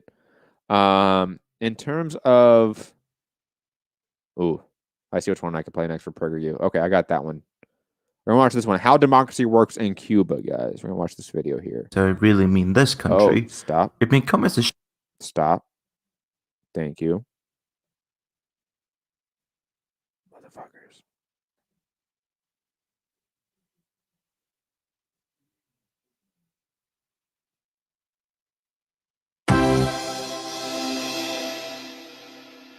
Everyone go subscribe. If you live in any of these countries, and by these countries I really mean this country, it may come as a shock to you that Cuba is not a totalitarian dictatorship ruled by a single person. In fact, Cuba has a very interesting system of participatory democracy that I'm going to explain to you in this video. Thank you to the Swedish-Cuban organization in Gothenburg for helping me with this video. It's been very helpful to be able to talk to Cubans actually born and raised in Cuba. Alright, let's start off with the Cuban Constitution.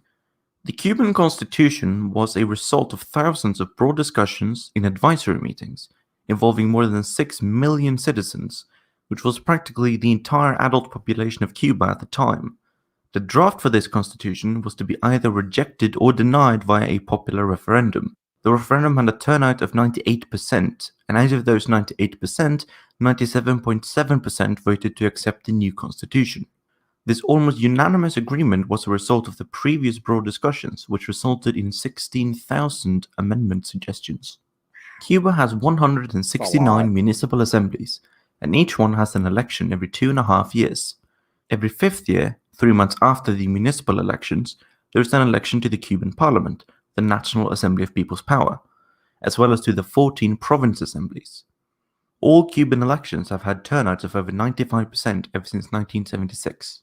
It is not a requirement for you to be a member of the Communist Party of Cuba to vote or to be elected to any position, and the Communist Party does not propose, support, nor elect any candidates. In fact, the party doesn't participate in the elections at all. No one here has gone to an election and been presented with a ballot paper and told, these are the party members for whom you have to vote, nor is anyone nominated for being a party member. This element can perhaps be invoked as a reflection of leadership, fitting conduct, good performance, or a vocation for public service, but not because the condition of party member is established as a requirement to enter public office in our laws, says Dr. José Luis Toledo Santander. Claro que la mayoría del pueblo apoya la revolución. La gran mayoría, no la mayoría, la gran mayoría. Como ejemplo máximo de este apoyo, las elecciones nuestras, que son elecciones abiertas, democráticas y populares, verdaderamente populares. Porque, por ejemplo, yo he sido elegido en 2 ocasiones como diputado a la Asamblea Nacional del Poder Popular. Y yo soy un escritor, un intelectual, no soy un político. Tampoco soy militante del Partido Comunista. Anyone over the age of 16 can vote and can be nominated to be a candidate for election in one of the 169 municipal assemblies, or one of the 14 provincial assemblies. However, you must be at least 18 years old to become a candidate for a seat in the National Assembly. Neither money nor political parties have a place in the nomination process. Instead, individuals directly nominate those who they think should be candidates. As a result, the Cuban parliament has representatives from across society, including an exceptionally high proportion of women, 48.9% to be exact.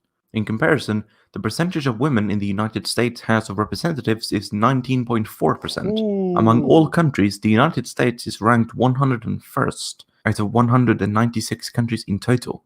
Cuba is number 3 behind only Rwanda and Bolivia. Fun fact, Saudi Arabia has a higher percentage of women in its legislative assembly than the United States does. What? Furthermore, 88% of Cubans participate in what is basically a system of direct democracy.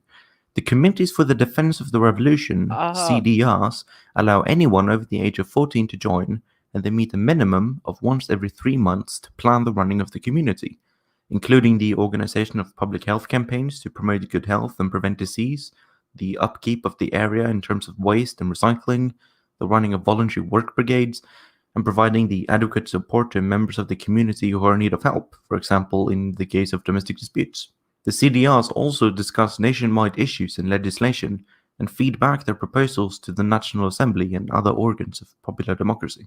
But at the heart of the Cuban democratic system is the locally elected delegate. Prior to the municipal elections, residents of all the neighborhoods of that municipality gather to a meeting in order to nominate candidates. If you're nominated, you're free to either accept or decline the nomination.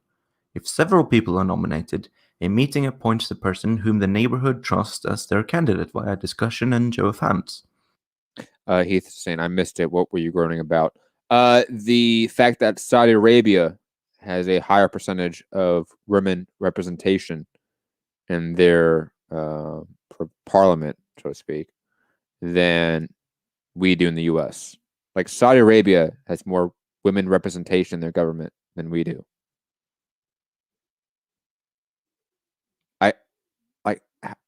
That's crazy to me. Up to 8 adjacent neighborhoods make up a constituency. Each candidate is presented with a short biography and photo on an A4 sheet of paper. Election promises or electoral pledges are forbidden. On election day, the elections are conducted via secret ballot like in most democratic countries. Then a minimum of 2 and a maximum of 8 candidates from a single constituency are to be elected to the municipal assembly. The polls are guarded by school children and everyone has the right to monitor the votes being counted. The whole school children thing might seem a bit weird at first, but yes, the ballot boxes are guarded by elementary school children called pioneers. Elections are very calm and take place on Sundays so that people can go vote, and so that the pioneers aren't in school when the voting is happening. The idea behind this is that when a son, daughter, nephew, niece, granddaughter, or grandson is taking care of the box, the family spends the day checking on them to see that they're behaving well and so on. And so the polling station is taken care of by everyone. The counting of the votes is public, and any citizen who wants to be can be present. The ballot box is opened, all the ballots are laid out, they are counted, and the result is given immediately, so that it can't really be any greater transparency. And if that wasn't enough, the National Electoral Commission, once the electoral processes have concluded, conducts random audits of polling stations. So let's say that you won your local municipal election. Congratulations! You now get to join the Municipal Assembly, which will choose from among its members a president, a vice president, and appoint a secretary. As an elected representative, you don't receive a special wage, but you also don't have to pay for related expenses out of your own pocket. You remain at your normal job, carrying out the civic duties in your own time. The duties of a delegate are many and varied, and the role is demanding, requiring an understanding of public policy and finance, business and administration, and the ability to negotiate, explain, motivate, and lead. And because you're known to almost every one of your electors, and you live among them, people will call on you at all hours of the day with all manner of problems, ranging from broken water pipes to broken hearts. Delegates carry out the inspection and monitoring of services provided by the municipal administration and of the factories, shops, and businesses in their area. The National Assembly is practically the parliament of Cuba. Out of the Assembly's 612 seats, exactly 50% consists of nominated delegates from mass organizations. namely the CDRs, the Women's Federation, the trade unions, the Students' Association, and the Association of Small Farmers, and 50% municipal delegates. The elections to the National Assembly take place every 5 years at the same time as the Provincial Assembly elections. Deputies in the National Assembly are from all walks of life, and like municipal deputies, they do not receive a special wage for being deputies. The National Assembly is responsible for electing the 31-body Council of State, which is the governing body of Cuba, like a Prime Minister's cabinet. It contains one President of the Council of State, whom you can think of as the Prime Minister of Cuba, as well as 6 Vice Presidents, a Secretary, and 23 additional members. 6 Vice Presidents. Can everyone vote? Yes, if you were born in Cuba, you're automatically registered to vote. There is no need for you or your parents to do any paperwork or pay any tax. You can vote in all elections when you turn 16, and you can also participate in local elections.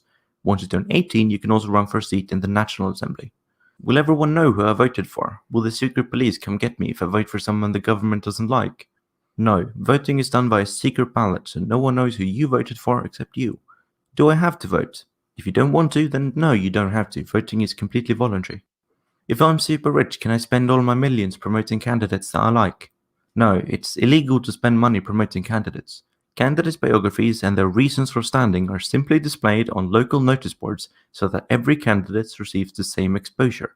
Political parties are permitted in Cuba, however they are not allowed to nominate or campaign for candidates.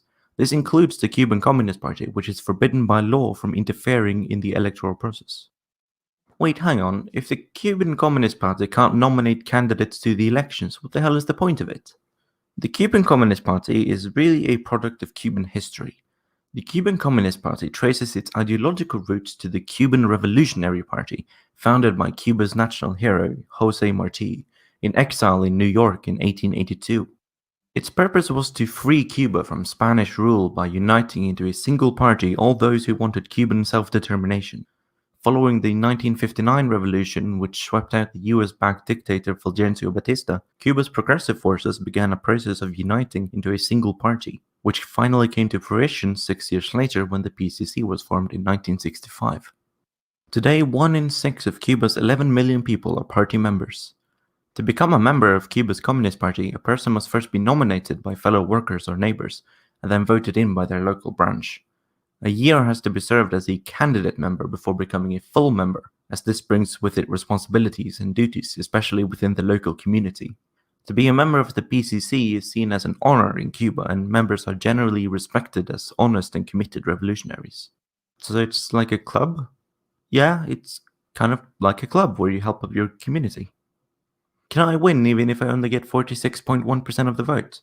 That's an oddly specific percentage, but no, to be elected you must receive at least 50% plus 1 of the votes cast. If this doesn't happen, runoff elections are held. Once I'm elected, can I become an evil supervillain and take over the world without anyone to stop me? No. Delegates are required to meet with their electors at least once every 6 months for accountability sessions, where they must take up issues and problems raised by their constituents and seek solutions. They can be recalled at any time if their constituents feel that they are failing to perform their role adequately. So if the people who elected you think that you're doing a bad job, you're out. So why don't Cubans get to elect their own president? Well, they do, just indirectly, same as the Prime Minister in the UK or Sweden or a lot of other countries. The leader of the country is elected by the Legislative Assembly. This is because Cuba does not have a presidential system, merely a semi-parliamentary one. The president of Cuba doesn't have the power to make decisions alone. He doesn't appoint or dismiss ministers. He doesn't grant honorific positions or appoint ambassadors. That is to say, all the major decisions are concentrated in the hands of a large number of elected representatives, not in a single person. The president of Cuba is a figurehead more than anything. That said, it is possible for the president of Cuba to also be the president of the Council of State, meaning one person can be both the head of state and the head of government. This makes them less like the figurehead president of Ireland and more like the president of the United States, which is also a combination of head of state and head of government. However, if you wish to become both president of Cuba and president of the Council of State, you have to be elected to both positions at 2 separate occasions. If you're really interested in how to become president of Cuba, then here's a 5-step guide. 1. Be nominated and approved in a plenary vote by a social or mass organization. 2. Be appointed in a municipal assembly vote. 3. Be elected via direct and secret vote by voters from your electoral districts. If you're not elected at this point, you can't be a deputy. 4. Have your nomination be approved by the National Assembly. 5. Be elected by deputies via direct and secret vote. 6. Profit. Thank you for watching this video. I hope you enjoyed it. If you have more questions about how the Cuban democratic system works, then I have my sources listed in the description down below. If you'd also like to give me a small donation as thanks for making this video, since it will most likely be demonetized. I think that's good enough. I think a lot of people have no idea how Cuba, Bolivia, Venezuela, Vietnam, I can name any like socialist country or communist country of the 20th century or 21st century. Like I'm using that as well. We have a very poor understanding of how these countries work.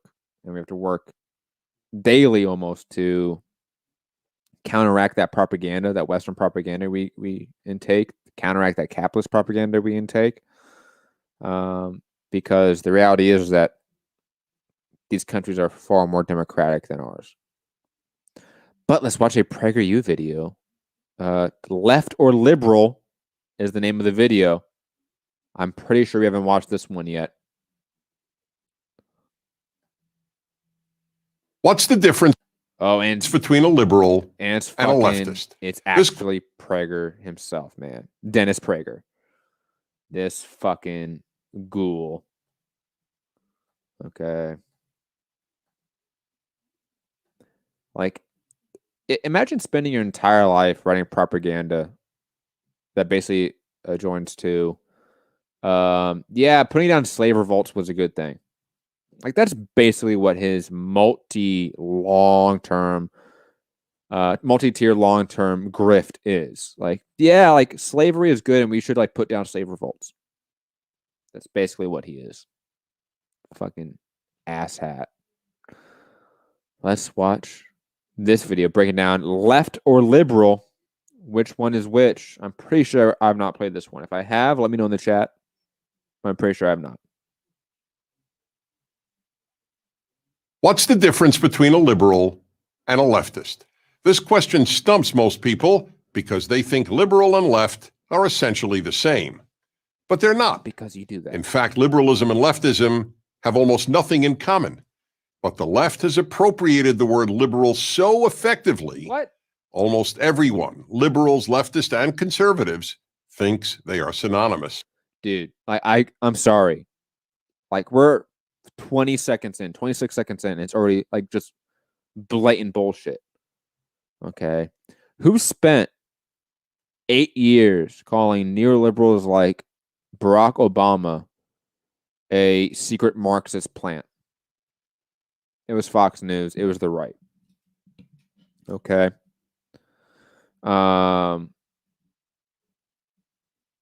Like, even like Reagan used to call his political opponents like socialists and communists. Like, what are we talking about here? Like, this is a long-running issue of the right calling somewhat progressive liberals Marxists and communists and all the like. I mean, come on here. Like, this is just bullshit. Like, blatant bullshit. That's what this is.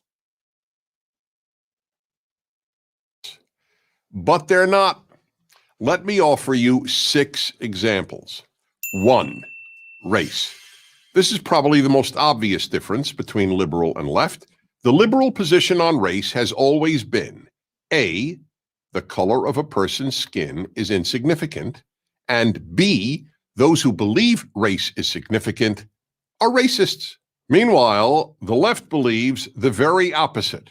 To the left, it's the liberal attitude toward race. It's unimportant.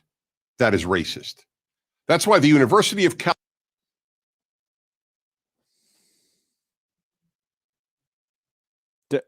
Does he know that, like, the classical liberals that I think he wants to say that he's a part of were the slave-owning class of America that didn't want to free slaves? Or, I mean, do you want to talk about, like, the French liberals, right? You want to talk about, like, the Declaration of Rights of Man, the National Assembly and all that, and how the issue of race in slavery was continually pushed to the back burner until massive riots from sort of proto-communists of the day, the sans culottes.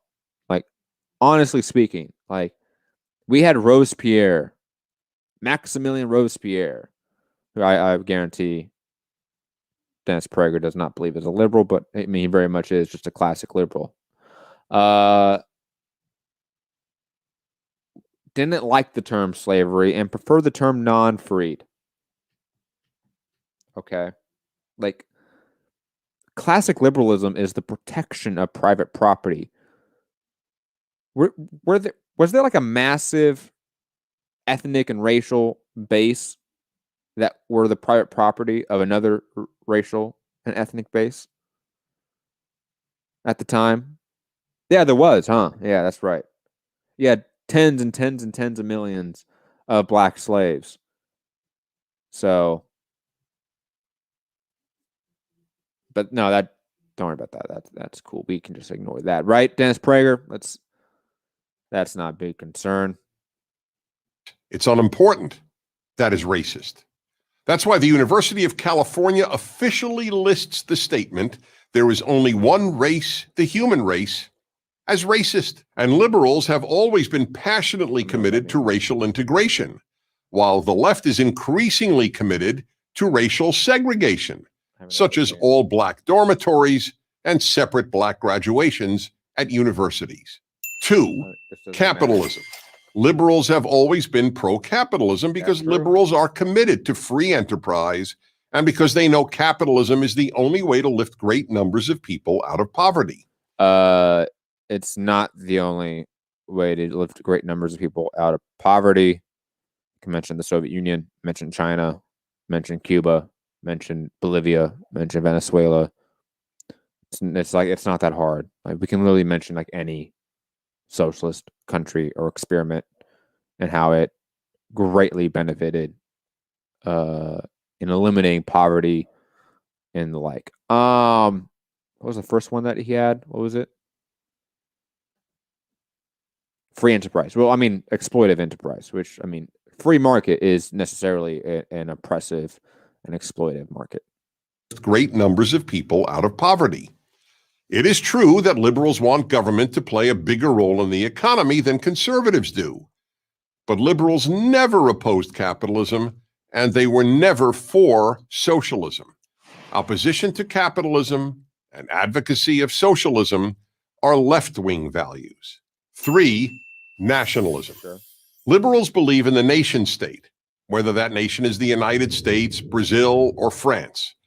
But because the left divides the world by class rather than by national identity, the left has always opposed nationalism. So, no. I mean,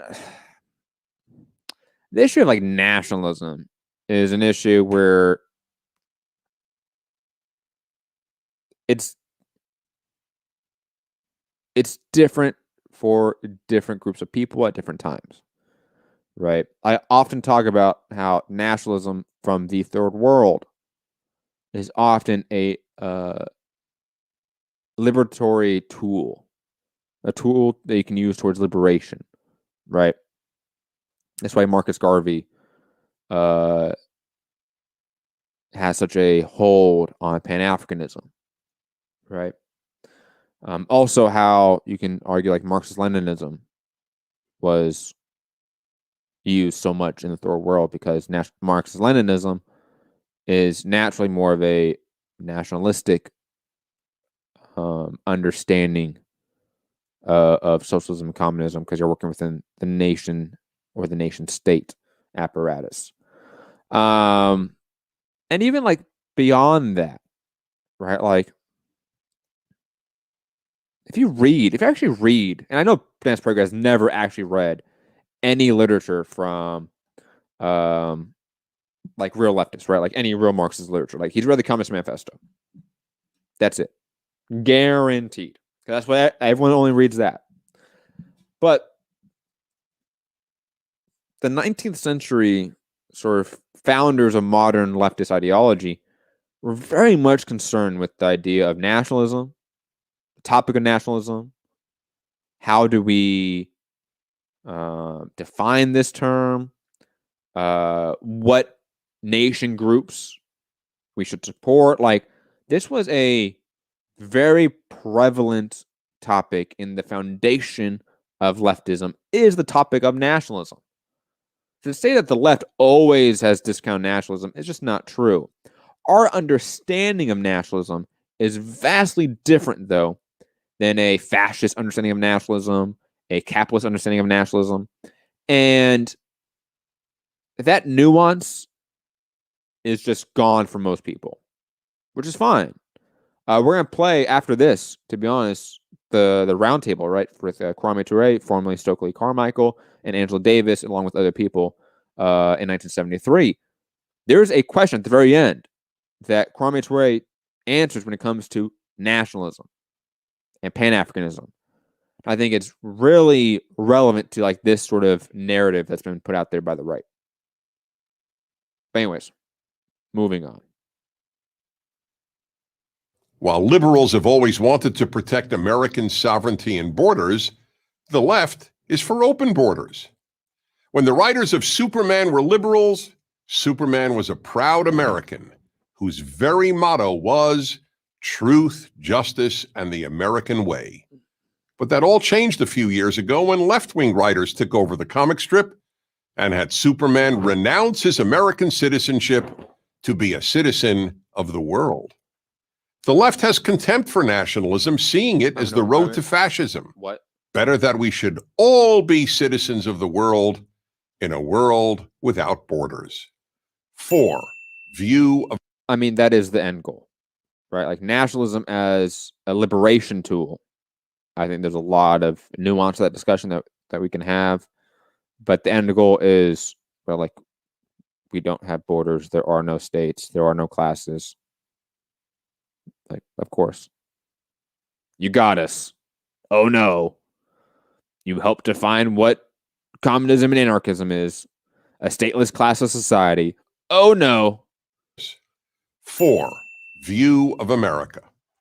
Liberals have always venerated America. Watch American films from the 1930s through the 1950s, and you will be watching overtly patriotic, America-celebrating films, virtually all produced, directed, and acted by liberals. Liberals were quite aware of America's imperfections, but they agreed with Abraham Lincoln that America is the last best hope of Earth. The left, however, believes the left is the last best hope of Earth and regards America as racist, sexist, homophobic, xenophobic, violent, and imperialistic. Oh, you got the last one, importantly.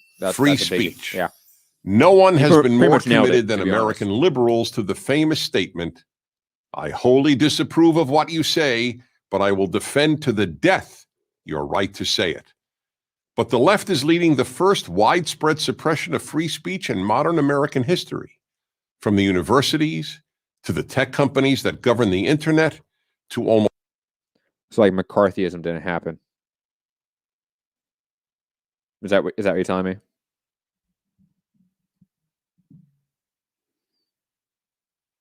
Like the massive, massive crackdown in the Prohibition era. Not only towards gangsters, of course, but towards leftist groups as well. That wasn't an attack on free speech? No? No? Oh, this is the first one? Okay. Just want to make sure we got this right. History. From the universities to the tech companies that govern the internet to almost every other institution and place of work.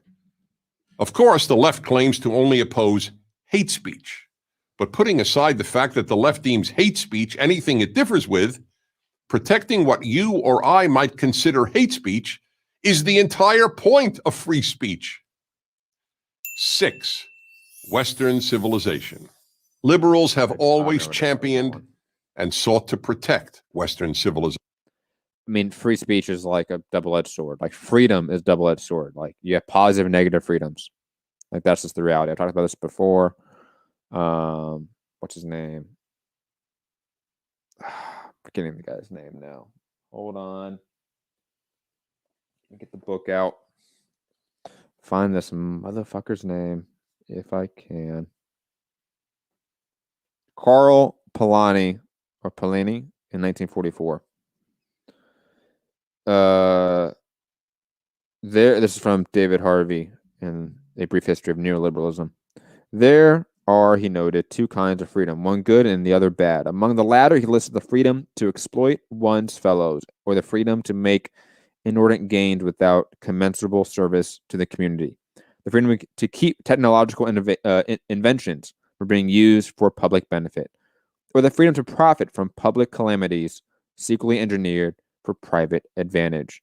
But Polanyi continued, quote, the market economy under which these freedoms throve also produce freedoms highly praised, freedoms of conscience, freedom of speech, freedom of meeting, freedom of association, freedom to choose one's job. They were to a large extent byproducts of the same economy that are also responsible for the evil freedoms. And there's more to this that I think is relevant. And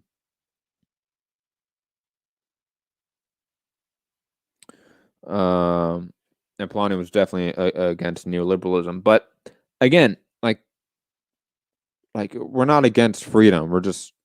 We understand that when it comes to the system we have right now, when we talk about freedoms, there's freedoms that are for us and freedoms against us, and that's just the reality of the free market, free enterprise, of this Republican democracy that we live under. Okay. Liberals celebrate the West's unique moral, philosophical, artistic, musical, and literary achievements, and have taught them at virtually every university. The most revered liberal in American political history, President Franklin Roosevelt, often cited the need to protect Western civilization and even Christian civilization. Yet when President Donald Trump spoke of the need to protect Western civilization in a speech in Warsaw, the left-wing media, also known as the mainstream media, denounced him. They argue that Western civilization is no better than any other, and that Western civilization... Like, what? First off, FDR was a borderline social democrat.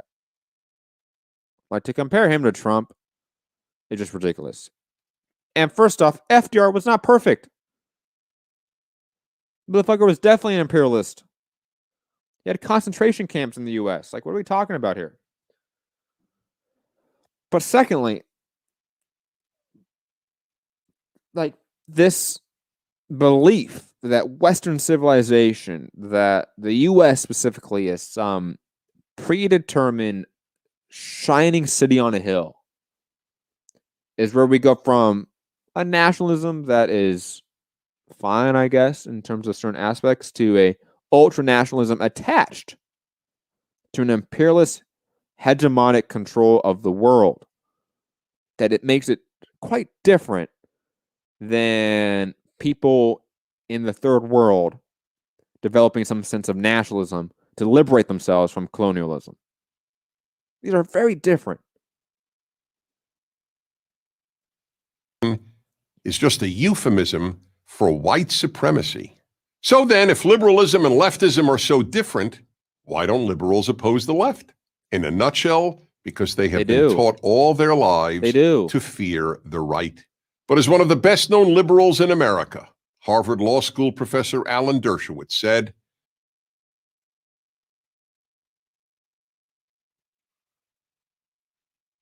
I'm sorry, I need a second there.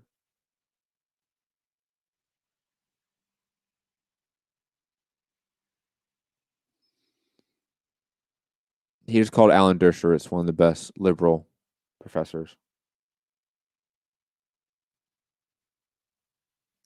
I implore everyone to go check out Norman Finkelstein obliterating Alan Dershowitz. We might watch that just because it's just, God, nauseating. As a liberal, as an American, and as a Jew, I far more fear the left than the right. Dear liberals, conservatives are not your enemy. The left is. They know that. And you know that. The liberals have historically persecuted left-wing organizations, groups, and peoples more than the right. So, like, oh my God, I just,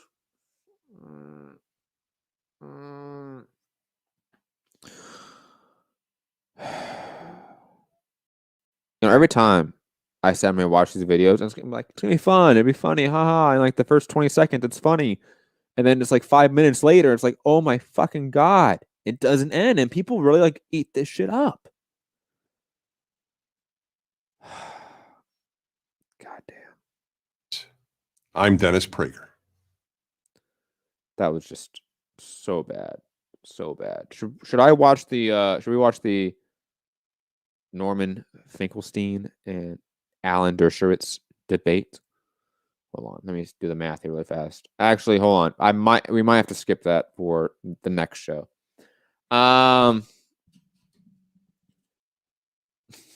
Scott Brown, I got my degree from Trump U.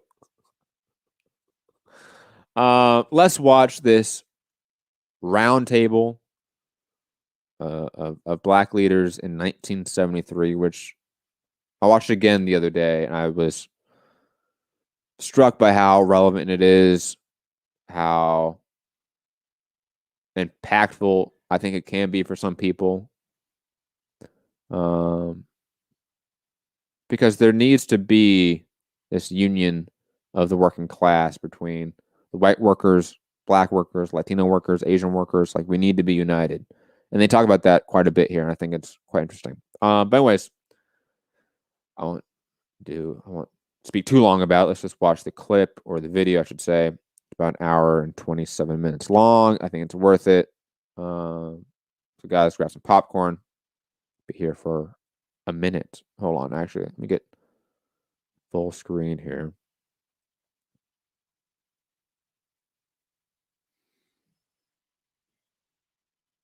Hope this makes it better for you guys. If it doesn't, let me know. Let me know if it's also, guys, if it's like glitchy for you, let me know, because there's like ways I can fix that somehow. So let me know.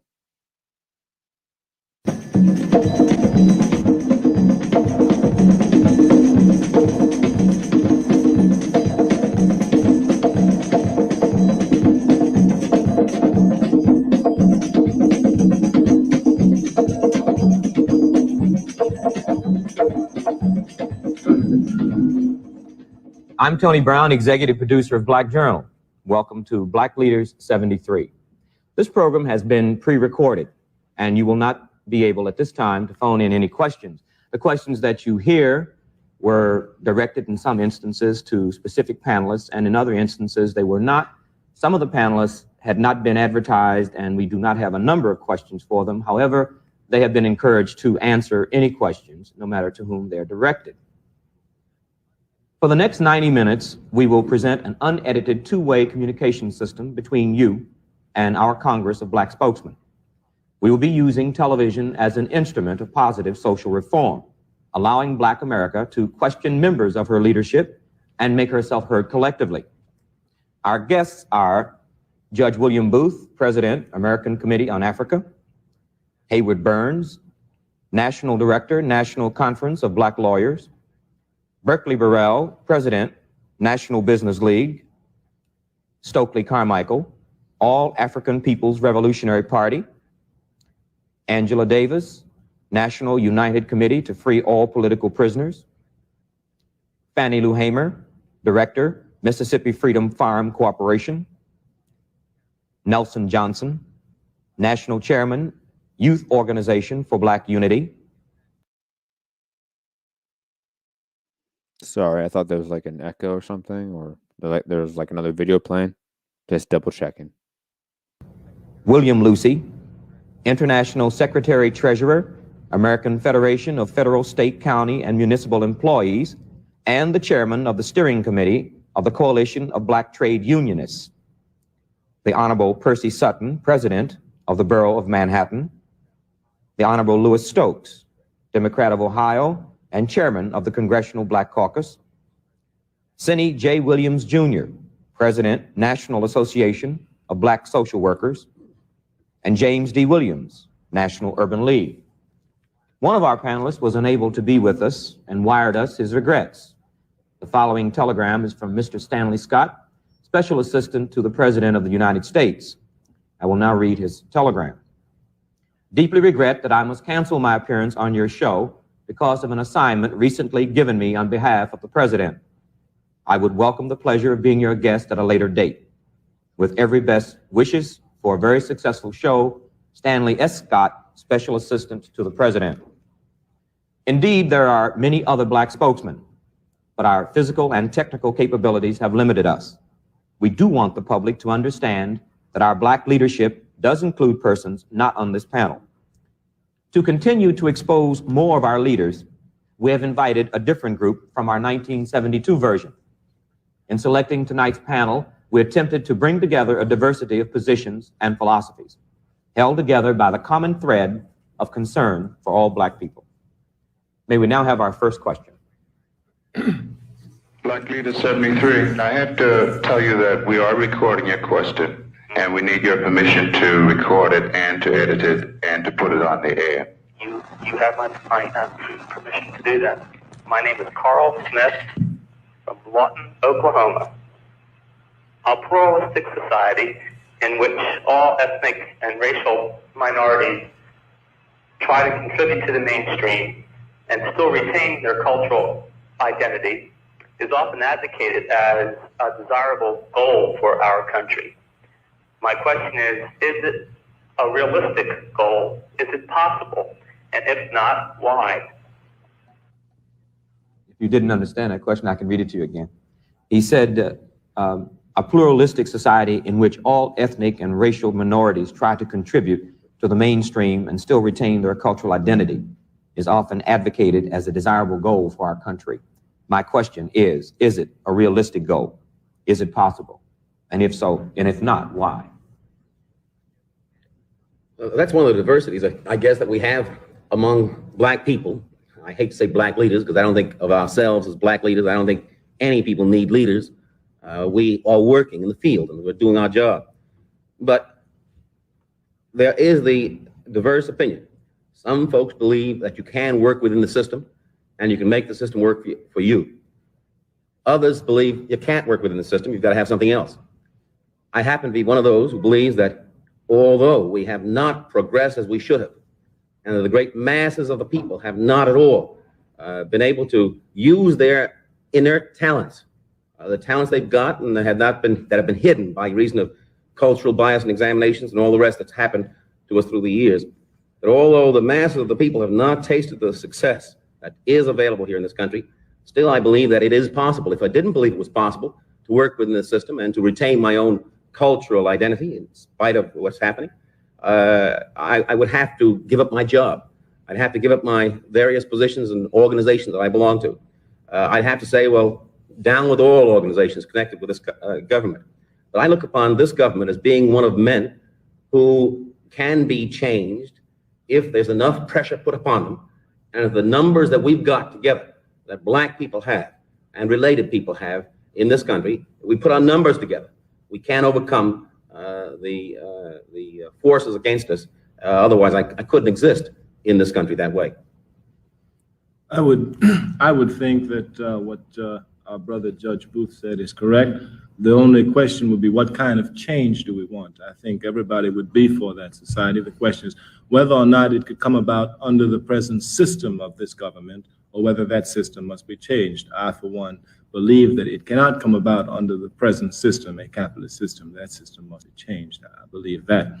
And I think that if we have the same objectives, then it doesn't make a difference where we work. As a matter of fact, a man working to change the system with that objective in mind can do very much inside the system, once he doesn't lose sight of his objective. An example that comes to mind is that a few years ago, it was found out that one of the advisors for President Thieu was working for the Viet Cong.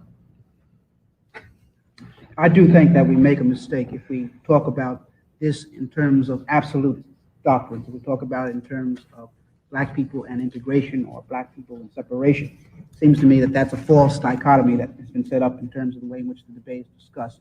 The real issue I feel for Black people is one of empowerment and one of redefinition of the way in which Black and white people are interacting in society. I feel that's what we must be about. Well, I think that if you consider the fact that this system, this capitalist system under which we're living today, is designed in such a way that nobody except a privileged few can attempt to express themselves or contribute to anything, there's no doubt about the fact that we have to talk about revolutionizing the system before anybody can live in any kind of human fashion together. I would just like to point out the fact that I have seen with my eyes societies where people of different colors have learned how to live together, each maintaining their own cultural identity, but each fighting to build and to continue to construct a socialist revolution together.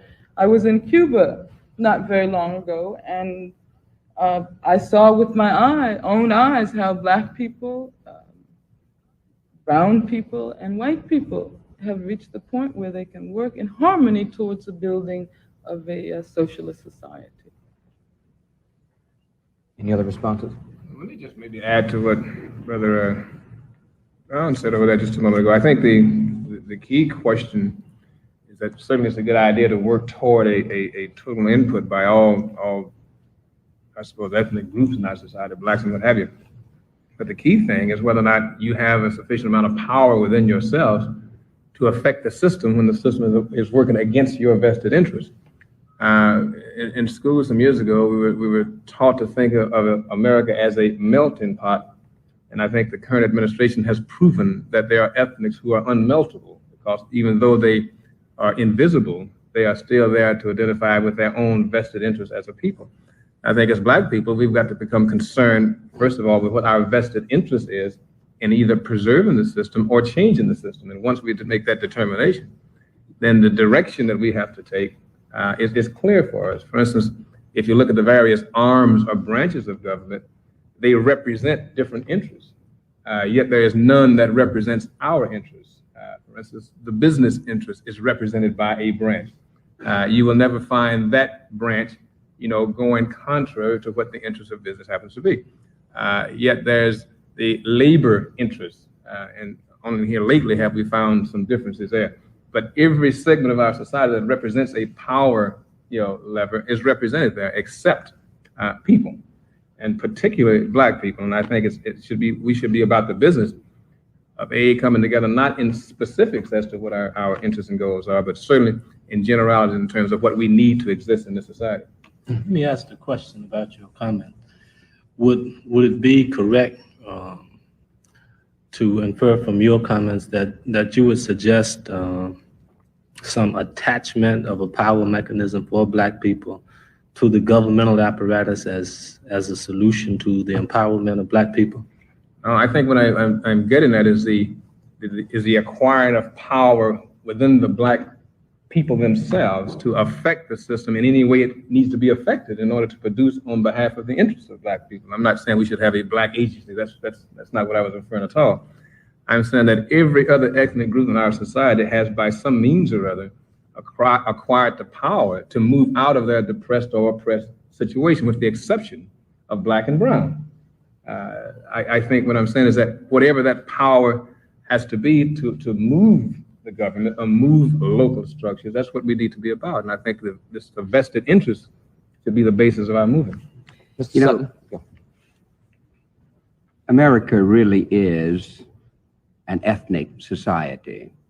And I live here in New York now, though I come from Texas, and New York has always been talked about as a melting pot. It really isn't a melting pot. We have Jews, we have Italians, we have Blacks, we have Puerto Ricans, a variety of other cultures that live side by side with each other, not always happy with each other. But if we're talking about change, whether it's a change of the style of the government or an absolute change in the nature of the government to a socialist society or whatever other society, I think the thing that is fundamental to it, if we as Black people are going to talk about change, one of the first things we need to do is develop some unity within ourselves. Now, that doesn't mean that all Black people have to speak the same language or have the same philosophy, but we have to learn to communicate, and I think we are, in a large measure, learning to communicate with each other. And we've got to develop coalitions with others because we're a small minority. We have great power, however, if we can unite our minority with other minorities, because there are other groups of people who would wish to move in the same direction as we wish. So it doesn't make me any difference whether we're going, if I thought tomorrow we could stage the revolution and the revolution would succeed, I would give leadership to it. That is a revolution by whatever method. But at this structure in our development, I believe the kind of revolution that is going to take place is a social revolution without bloodshed. And if this is to be so, one of the first things that must be accomplished is that Black people, poor people, must unite themselves and then join forces with others. Now, Harlem has been a barometer for a number of years of perhaps Black feeling across the country in terms of mood. What do you see, what direction do you see the mood in Harlem going in? I'm not too sure that Harlem has been the mood of the country. Harlem is one of the most volatile places in the country. When I travel to other places, I'm amazed at the amount of unity. We have unity in Harlem, unity in one thing, that we're different. Many of us are different. We have more nationalist organizations. We have all of the organizations you want to perceive of many of them have their facets in Harlem. No, I don't think Harlem is the mood. Harlem is a very sophisticated place. Sophisticated in the sense that we all understand the need for others of us to exist. So I could not use it as the barometer of America. But if it should be the barometer of America, I think it would be good. But I'm afraid that it is not. Mrs. Hamer, do you see changes since you're from right in the middle of the rural South, do you see any trend there in terms of Black people moving toward unity and moving away from unity? Just generally, what is going on in your area of the country? Well, I do see more unity because the power structures in the South are forcing us to have more unity. You know, there have been a class split with the Black community. That's being moved because we are finding out whether you middle class or no class is no different. As long as we Black, we in the same boat. And that's forcing us to be together. Because, you know, we've seen what is happening in our schools. You know, like if a principal was a principal and was moved and become assistant principal, his job, if he's Black, automatically, if he becomes assistant principal, his job automatically is to carry toilet tissue from one school to the other one and load up the bus. So he's finding that it's no different in us, and it's forcing us to get together. And I think that the change will come because we have to, it's nothing handed to us on a silver platter, and we have to work together for a change in the South. Congressman Stokes, did your election as the new chairman of the Congressional Black Caucus indicate a new direction? And if it did not, is there a new direction for the Congressional Black Caucus?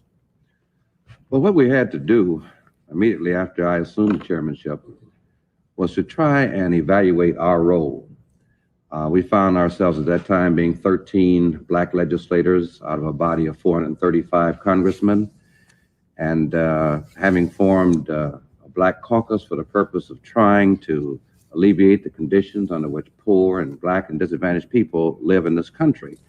We had to try and evaluate that role in terms of 1973 and the United States Congress, particularly in light of the present administration in Washington. As we evaluated our role, we realized that we sort of grew up overnight, and we immediately tried to be all things to all people. And for a period of 18 months, we conducted a series of conferences, a series of hearings around points of interest and concern to Black and disadvantaged people in this country. And after we had developed all of the hearings and the conferences, we realized we had a great deal of data collected, a great deal of proposed legislative solutions.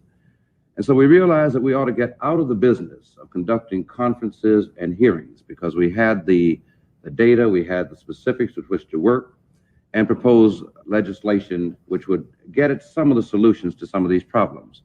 So consequently, we decided that we would try and make the emphasis of the caucus that of a legislative thrust, that is to add a Black perspective to that legislation coming through the United States Congress, particularly in light of our work on committees, where we can fashion amendments to legislation before it even comes to the floor that would add a Black perspective to that kind of legislation.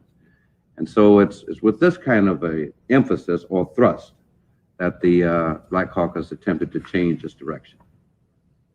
I'd like to ask either Mr. Williams and or Mr. Williams, since the National Association of Black Social Workers is definitely interested in services for Black people, poor people, and the Urban League is definitely in the business of institutionalizing services.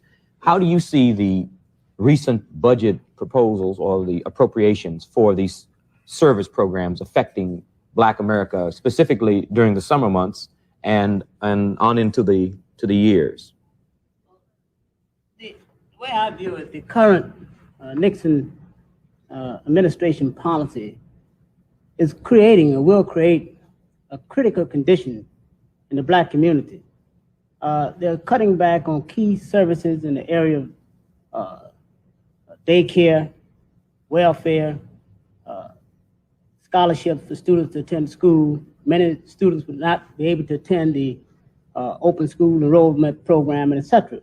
But even more importantly, currently in the Black community, despite the statistics that have been projected by the Nixon administration, see, we made a survey in both Harlem and Watts, and we came up with these statistics that something like 40 to 50% of Blacks that are unemployed at this particular time right now. Now, with the current cutbacks, this is going to create even more unemployment. In fact, some statistics have already been thrown out by some of the Black groups. There's something like 200 or 300,000 Black people working in the poverty program will be affected, that are currently employed, that will be affected by the job cuts. So this is only compounding the current unemployment situation that currently exists now in the Black community. So I think that we are now past the repression state. We're in a critical point, because not only does this exist in Harlem and Watts, it exists throughout the major urban areas in the city.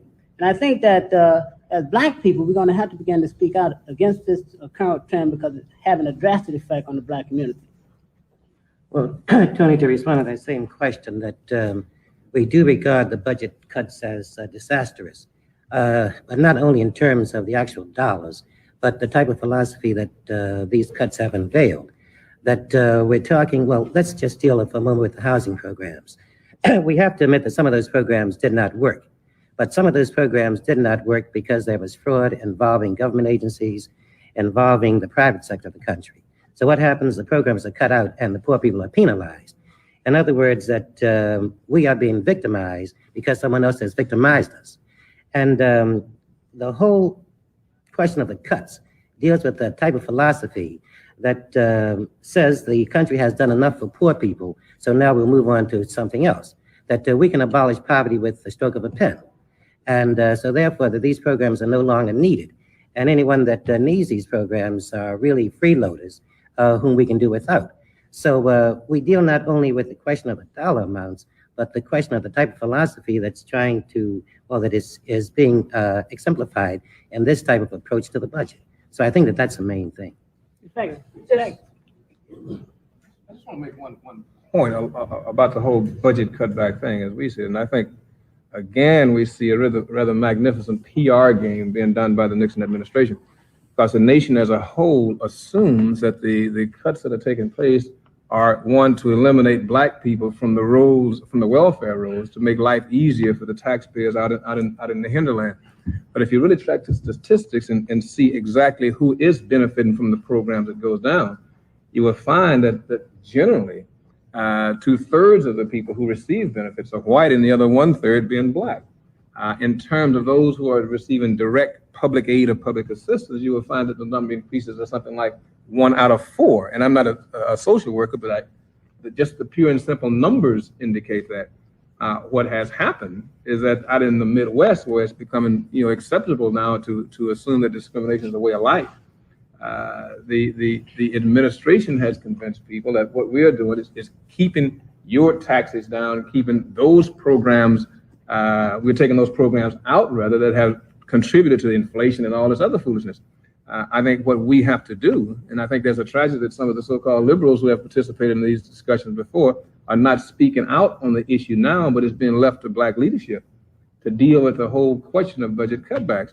And I think that there's a real need to raise the level of awareness across the country, because we even got some black folks who are talking about, yeah, well, we should be phasing down these things. Phasing down got nothing to do with it. If you cut back on the social program, at the same time increase the defense budget, when we're supposed to be winding down our involvement in Southeast Asia, there's something out of balance there. And Tony, I don't think, let me just piggyback what Bill Lucy said. You know, we should not have a discussion. There should never be a discussion of welfare without some explanation to the public of what welfare really is. Lockheed is getting welfare. People who live in the suburbs, Penn Central is getting welfare. We pay taxes. Pardon me? We pay taxes. Exactly. We pay taxes. They're not only getting welfare, but not paying any taxes. But when they get it, it is called a subsidy. And of course, we could go along and give a really description to all of the things that are being done by our federal government, both here in America and abroad, that are in fact welfare. But Mr. Nixon and his crew are not talking about eliminating any of that. They're talking about expanding that. Well, let me ask this. In his that shit's still relevant. Still relevant today. He's gone to date, President Nixon, when he appeared on television explaining the Watergate situation as he saw it, did you sense that he was implying a reordering, a restructuring of priorities when he discussed? Didn't he say something to the effect that he was going to be a little more sensitive? No, you want to know what I sense? I sense that there was a desperate man trying to cop a plea, and then he even said a prayer for us at the end of it. No, I didn't sense that he was talking about reordering priorities. I sensed that he was trying to get through a very bad night. And I think also that the critical thing about that performance was that he never really got to the substance of what we're dealing with.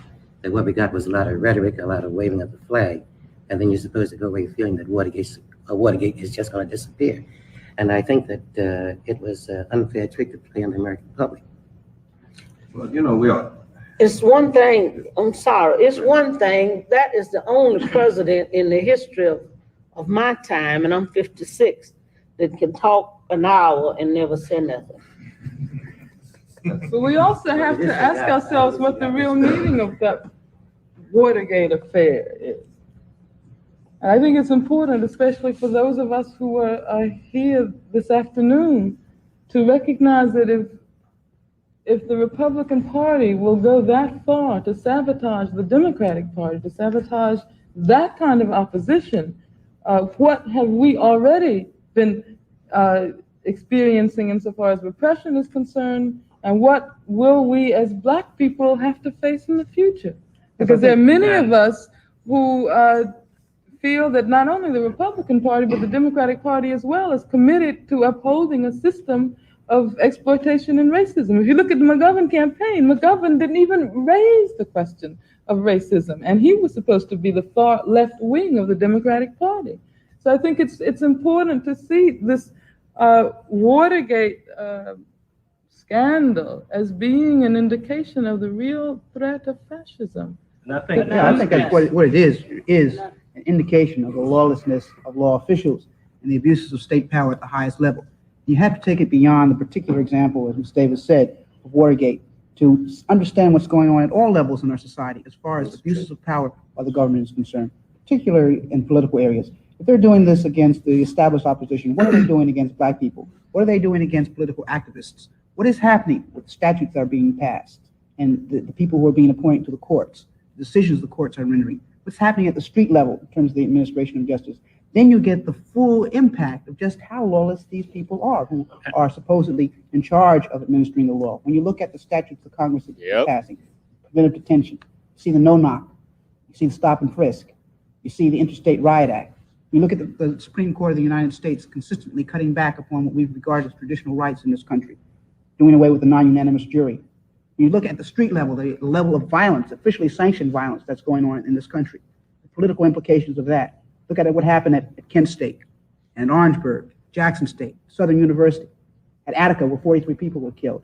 And you look at the way in which the grand jury is being used, and you look at the way in which agent provocateurs are being used, and if you just trace it all the way through, what we see in Look at Watergate is Wounded just Knee the right top now. of the iceberg. Look at what's happening in Wounded Knee right this moment. I think we could talk for an hour and a half if we wanted to really expand on this point. Well, I would like to. I'd like to say this, Tony, that really, the American people, should shoulder the responsibility for what is going on now. You see, because the Democrats are just alarmed of the bugging because it's affecting them. You see, the Democrats, when they were in power, they were bugging the black movement, and no one made any kind of outcry about that. The only thing now, the chicken had come home to roost, and so now that they are being affected, they are now beginning to do the outcry. We have been crying about that for years, about the invading of our privacy, the bugging, doing the civil rights movement, that bug Martin Luther King, this was well known, and no one spoke out against it. So what is happening now? See, it has been a revelation of what have been going on for years, and I think that the American people now are becoming more aware of what is going on. Now the fact is what they're going to do to begin to deal with it. But I think that I want to go back to another point also. It's very important who the president has around him. You see what I mean? If he have, let's say, crooks around him, then who only have their vested interest at heart and not going to commit the time and the energy that is necessary to design programs to deal with blacks, then we are never going to get the kind of response from the federal government that we need. And I think that this is very important because these fellows up there are more concerned about stashing suitcase full of money. In fact, the $2 million and $4 million that they're stashing away now, that money can be going into the black community, helping to deal with some of the problems. And I think that until we begin to focus on these kind of situations, that we're going to be missing many of the basic points. Stop you even, John. Okay. Go ahead. I yield to the elder statement, my elder brother, the business sector of our community. Well, one of the things that I keep hearing. Oh, this is good. This is so good. I have to agree would be that the capitalistic system in America is the system that we have to deal with, and the problem with it is that we don't have any blacks operating in it. I wonder if we would have the same kind of feeling about the capitalistic system if we were the capitalists and somebody else was sitting outside. I think we would begin then. I would be against it. I think that, well, Stokely says he'd be against it, and Somebody is exploiting me. I don't care whether he's white or black or red or yellow. As long as he's doing the exploiting, there's something basically wrong. It's difficult, really, to say that that people haven't been damaged by the free enterprise system in this country. The failure of our cities is probably a direct result of the failure of the free enterprise system to do something about it. When big business begins to move out and leave the poor people to solve the problems of poor people, then you've got a failure. Wait a minute, you can't, I'm sorry. All right. But you can't talk about free enterprise because there's no such thing as free enterprise. Capitalism in this day and age is monopoly capitalism. It is controlled by multi-billion-dollar firms, multinational firms. You know, it's controlled by the people like Rockefeller and Hughes and DuPont. Now, there's a real difference between those folks and the black man or woman who decides to open up a grocery store on the corner. That is not capitalism. But Richard Nixon has been trying to convince us that all we have to do is to get a little grocery store on the corner, and then all of a sudden we're black capitalists. Well, if that's what Richard Nixon says, and I disagree with him, I'm not interested in small business as in those constructs, because it's amazing when somebody says business and the person who's black is talking about it, immediately it conjures up a little corner drugstore or grocery store or something. I wonder why it doesn't conjure up General Motors for me. It's not possible for you. Well, I don't know whether it is or not. I guess I'll quit working if you're convinced that that's true. But I look at all the people around here, and we've got some organizational petitions that kind of keep us from operating together to change the system that we're also convinced ought to be changed. When I ride in an airplane and look down, and I see everybody protecting the turf. The National, this is protecting this turf. These are all black groups. Anything national is black. National Association of Real Estate Brokers, the National Association of Funeral Directors, the National Insurance Association. They're all black. White ones all American. It's white. The white ones all American. I don't know how that happens. That's because we know our nationalism. Well, but the point I make is when I look down from an airplane and I see each one of us as organizational heads protecting our turf, I said, what the heck? We aren't protecting our turf, it's their turf. We don't have any turf. So if we don't finally come together to get a piece of the turf, then we aren't going to have any turf to protect. And I think it is possible, and if we begin to talk about ways of changing that. Stokely and then Nelson. Well, I think that the real question is that people are not clear on capitalism because capitalism is a very vicious system. But what it does is it embroideries its viciousness with all sorts of elusive terms.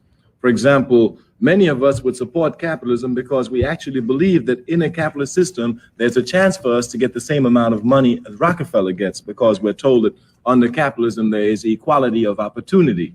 So that we feel that if this year we didn't make as much as a Rockefeller made, then we got to work a little bit harder, and next year we're going to make it. But if we carefully examine a capitalist system, we will see that it's based on exploitation, because the viciousness of capitalism, and the reason why once black people examine it, we can never be for it, is that under a capitalist system, the fruits of those who labor are enjoyed by somebody else. That is, those who do the laboring, the fruits of their labor, they don't enjoy it. As a matter of fact, we could say under capitalism that the fruits of the labor of the toiling masses are enjoyed by those who do not labor. And again, as black people, we have clear examples of it. If we were to get the fruits of our labor from slavery, just from slavery, all we got to do is go to Nixon and say, hey, look, you give us the fruits of our labor from slavery and we forget the score. We would be the richest people in the country. Again, because under capitalism, the individual exploits the labor of the people. Now, people get confused because this is a capitalist system and it's a developed system. It's a technological system. So they combine capitalism with technology and development, and they think that there is no other possible way to develop this rapid terms of development without going through the capitalist route. But certainly we have examples that show the opposite of that. China is a clear example of that. Cuba is. North Korea, North Vietnam. These countries certainly in Africa, where countries have chosen the socialist path, such as Tanzania, Guinea, Congo, Brazzaville, Algeria, we see that there is another way to develop and get the same type of things that we have under the capitalist system, but in a system that does not exploit each other, where all of us work and the fruits of our labor are divided evenly. Let me show you how backward capitalism is. It's a backward system. We could make two statements about capitalism to show how backward it is. About America. America's a capitalist country. It's thoroughly capitalist. It's an imperialist country. But we could say that, number one, America is the most technologically advanced country in the world. And that's an undeniable fact. It's a truism. It's a truism. America is the most scientifically developed country in the world. And right under that, we could say a second fact, which will show you how backward America is. We could say that America, in 1945, made for her people better cars than she does in 1973.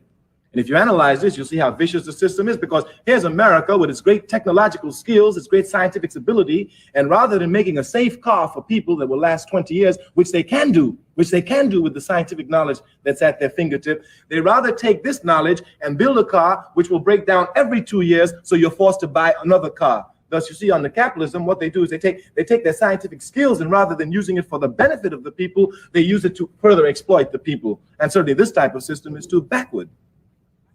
I think Nelson was next. I concur with the position that Brother Carmike has taken with regards to the system of capitalism.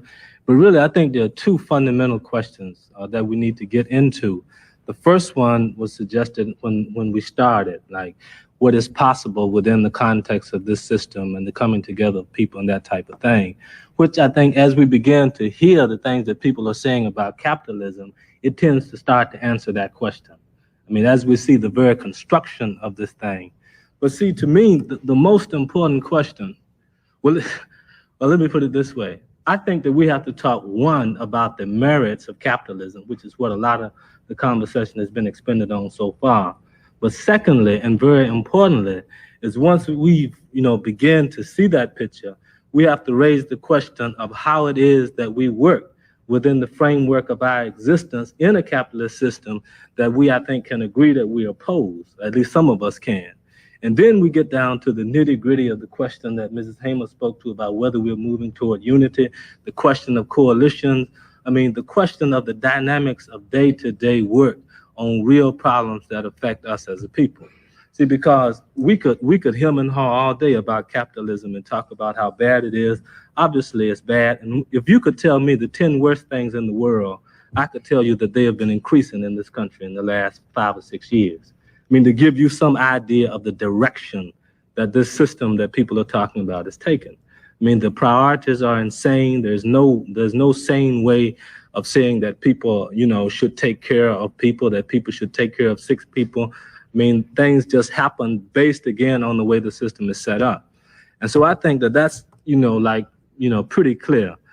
Second thing is the idea of how we work in unity. See, it's my notion that we have to take a second look at this question of unity, because I'm not convinced that it's all that much unity taking place in the Black community today. In fact, what you see on the one hand is a uniting of certain people who are beginning to agree on a direction to take. And at the same time, you're seeing the uniting of Black people who are taking another direction. I mean, within the context of this system and within the context of our own communities. And in fact, you talk about the people being confused. Well, a lot of times the people wouldn't be quite so confused unless they heard a lot of the things that we're saying to them. Those of us who are supposed to be leaders, or at least those who put themselves in the position to say things to a lot of people. And you get more and more in the movement, kind of a decay of a real quality of honestness. I mean, you get jingoism, you get all kinds of performances. I mean, and these kind of things are put out against the background of the deteriorating situation that we're in. And that doesn't really offer any explanation to people. I mean, but then on the other hand, you have a group of people beginning to address the question differently and to begin to see things like, you could just list the problems, the problem of jobs, the problem of education, and begin to draw some concrete analysis of that and outline some specific kinds of ways that people begin to function. So I just wanted to point out that you're really talking about 2. 1, capitalism, but 2, and importantly, we haven't done anything to denounce capitalism unless we are able to devise some sensible way for us to organize ourselves to resist it. Not true. We have. The largest ethnic group to condemn Nixon were Black people. We've always been in the vanguard. We do that all the time. But there's a second dimension to what I was raising. Mm-hmm. That's the one you didn't address. No, but I think we must see it positive, because I think it's undeniable that the desire for unity is more intense in the Black community today than it was yesterday, and will be more intense tomorrow. We must always see our movement as a progression. We understand there are negative factors in it, but we must look at the positive. We are more united. We have to address the negatives in order to rectify them. Understood, but I don't think that we can sit here and say that unity is growing without ourselves addressing some of the factors that explain the disunity. But it is growing.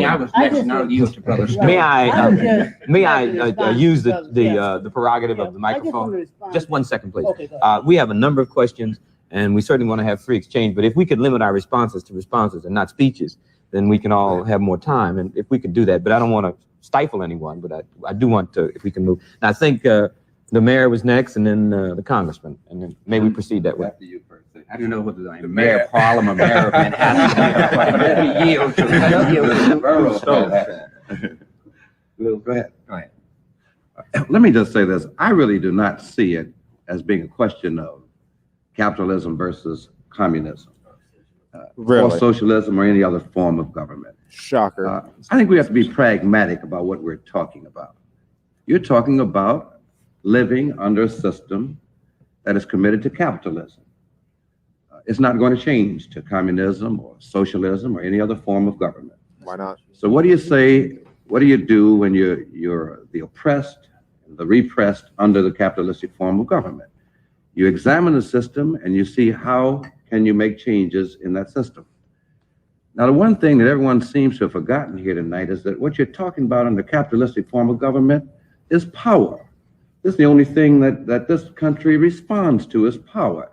Economic power and political power. And the only time that the system reacts is when you've got some of that power. And as Black people, we're not going to be able to overcome in a capitalistic form of system unless you do acquire both economic and political power, as every other ethnic group in this country has done. Obviously, I think the thrust in the 70s is in that direction. I think that Black communities are demonstrating greater sophistication towards the fact that if they're going to change the system, they have to do it and work within the system. They have to do it by acquiring power in both of those realms. There's no question about the necessity of power to do anything. I mean, it's axiomatic. I mean, if we're talking about doing anything, I think the question is that the interest in which the power is addressed has to be a little bit more precisely defined. You know, even within the context of our own community and the use of that power by various groups within the community. I mean, I think there, again, we raise the essential question, because there is a degree of power that we have, and there's a good deal of disagreement over the way that power is being wielded. Let me go back, if I can, Tony, to the point that Lou makes, and I agree with it 100%. You see, what we generally do is we get caught up in an awful lot of theoretical discussion about how you change things when we're really faced with a very fundamental problem. Whatever change is going to come about is going to take some time. And rather than getting involved in dealing with the hereafter, I think we got to deal with the here and now. And that is the fact that most situations, if not all that we're dealing with, are economic situations in terms of Black and poor people.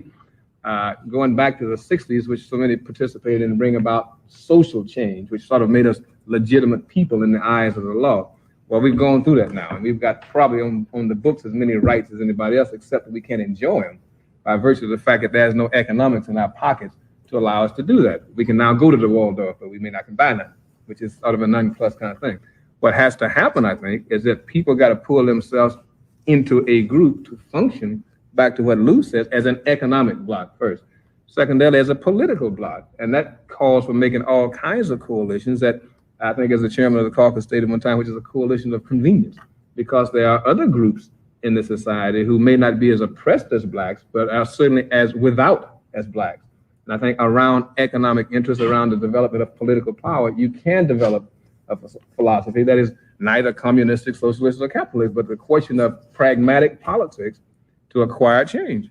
Did you want to make it? Tony, I've watched a number of times events such as this, number of Blacks getting together who either are leaders or purport to be leaders, and their discussions, and we get off to the philosophical discussions of where we're going. And we began today by saying that we are not necessarily the Black leaders, not necessarily, we are not the Black leaders of America. We are persons who are sitting here. But I've talked about unity, a number of us have talked about unity. It is a hope-for thing, but let me just tell you that one of the things I really hope for, and I come from a background of family who moving towards socialism, who would like to see a socialist economy, but do live in a capitalistic society, would like to see changes take place. But one of the things I want most of all, which I should like to see in moving towards Black unity, sometimes I think it is happening, and that is that Black people who have different philosophies can discuss those philosophies.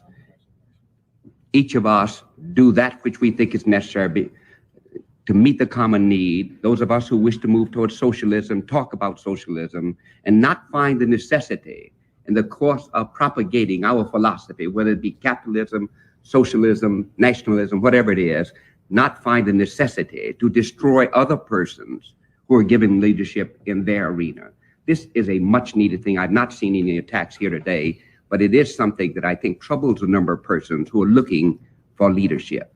I will take one response from Mr. Williams, and then we'll have to move to the next question. On the point that Percy was dealing with, the question of unity, that I'm firmly convinced that we run the danger of falling into a trick bag when we concentrate on, when we devote so much attention to what the white man has defined as unity, that it seems to me that we've got to define unity among ourselves.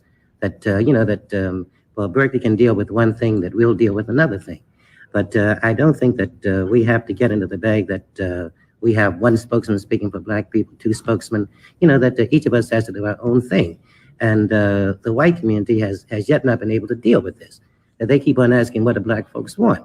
Well, I really don't know what all Black folks want. I know what I want. But I think that we've got to realize that unity can exist at times, but it isn't necessary for all of us to be talking the same words, the same tone of voice all the time. That just won't work. That when we deal with that ourselves, that we can get it together. But if we fall in the bag that I've got to follow somebody because they're the leader, that's not going to work. Jimmy, you're not suggesting that I'm implying that. No. we all ought to follow one leader. No, I'm not person. Because I'm very annoyed by the suggestion that we ought to have one leader. That's right. Oh, I wouldn't be opposed so to it now. I wouldn't be opposed to it. I would not be opposed to it. All America is Nixon and all China is Mao. I wouldn't be opposed to it at all if all Africa and all the people were one. Totally, as long as I could vote for who my leader would be. Oh, there's no problem, as long as he's representing the interests of the people.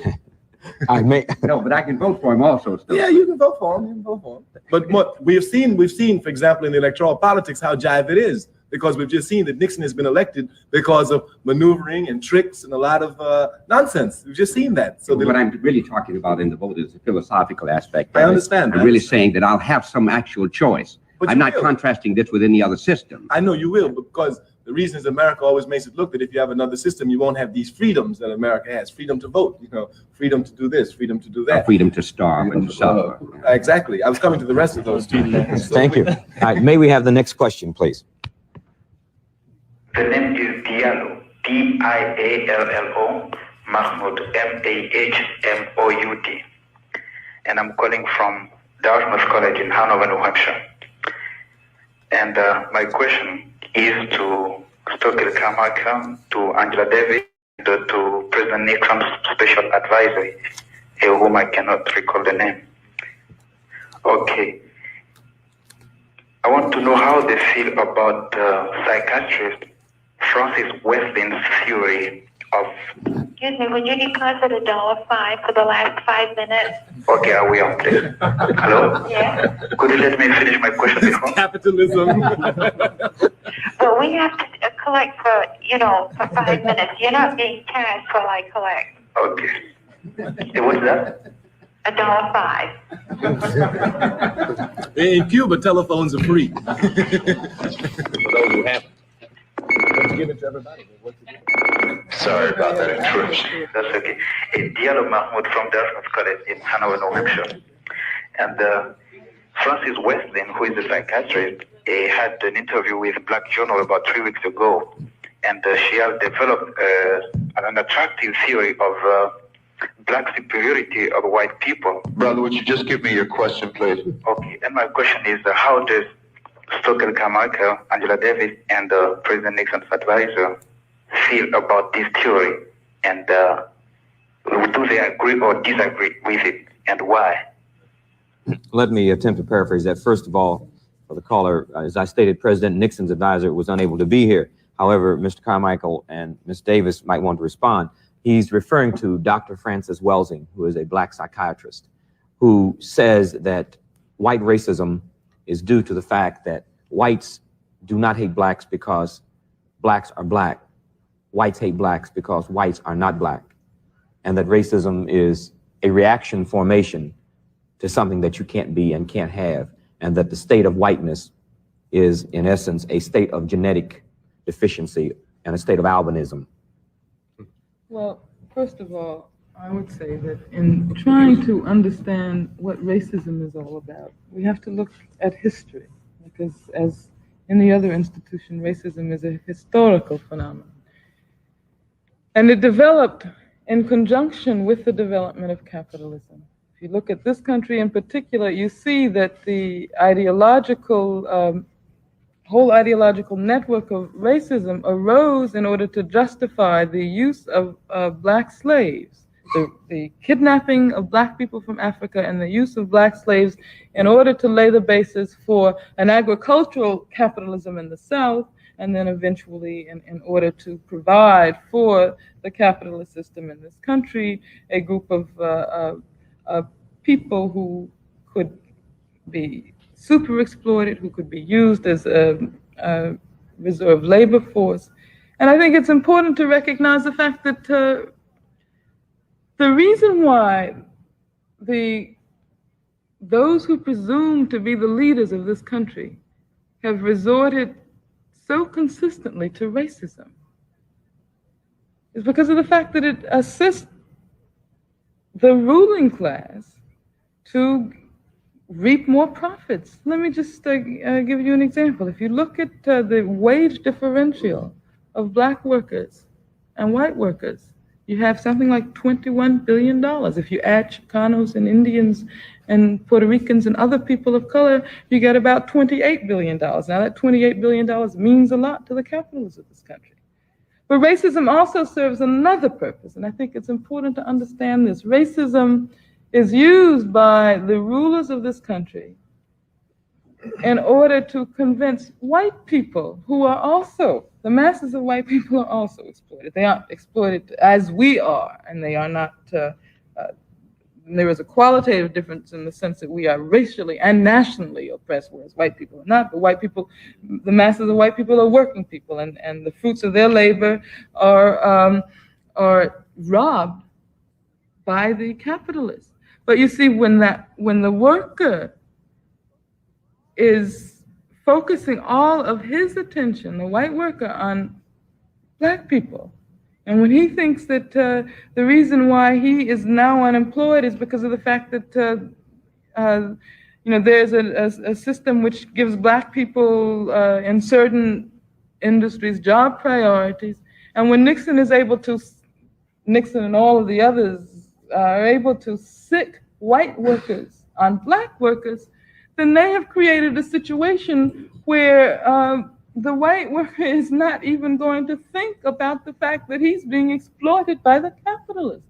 I mean, I think that the whole question of dividing and ruling has been one of the ways in which the oppressors historically have most efficiently dominated. Racism serves the ruling class in precisely that way. And I think that right now, in this country today, racism is perhaps the fundamental question we're facing. And white people have to understand this, because white people have to understand that they have to wage on their own initiative a struggle against the racism which is also used in order to make it in order to facilitate their own exploitation by those who dominate this country. Stokely, would you like to respond?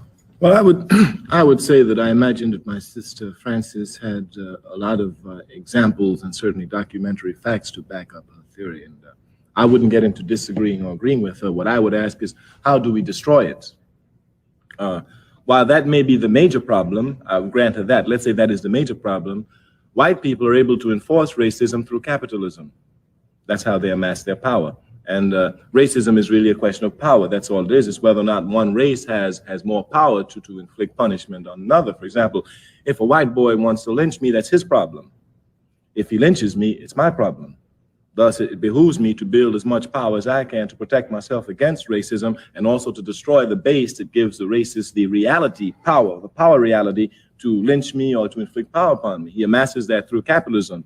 Thus, it's my job to thoroughly dismantle that system, which will render him powerless. And once he's rendered powerless, then perhaps we can begin to deal with the question of racism. So I wouldn't, again, the question of, there's no doubt that the major problem that the black man faces all over the world is a problem of economic exploitation. That's the core question. The answer is, how do you get to it? I know that the only way you can get to it is through politics. You must first politically organize before you can amass the economic power. May we take two quick responses from Judge Booth and Mr. I Sutton, just and then go want to say that much of the attack here today, this evening, has been on Nixon. And I think everybody should know that we're not just on Nixon, we're on the entire society, the entire system as it operates. And I have had a chance to go to South Africa and to Namibia on a couple of occasions. And I've seen how our government, not just the president, but the Congress, the courts, and everything else, our government is sponsoring the racist regime in South Africa and in Namibia. I don't know, I think the media is responsible to a great degree because the media of this country, the press, television, radio, magazines, all of it, have kept from the American public the link between South Africa and the United States. I have found in my dealings in the American Committee on Africa and otherwise that, for example, our Defense Department permits the South African Post Office to use our tracking station in Pretoria, South Africa, for communication purposes. And for communication purposes, in order to deal with the black people of South Africa who are now rising up. There is a war on all of Southern Africa, and the United States is helping the racist regimes there to win the war against black folks by permitting free of charge the South African Post Office to tack in to our tracking station in Pretoria. We are using the American government and all the American people and the only American tax dollars to help racism there.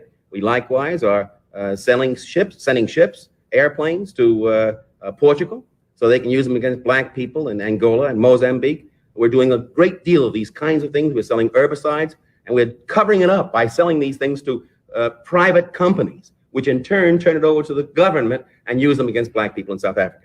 And I think that maybe we ought to try to get these facts across to the American people, and particularly to the black American people, so that they can use them to dismantle if we want to. Look, Stokely, you go your way.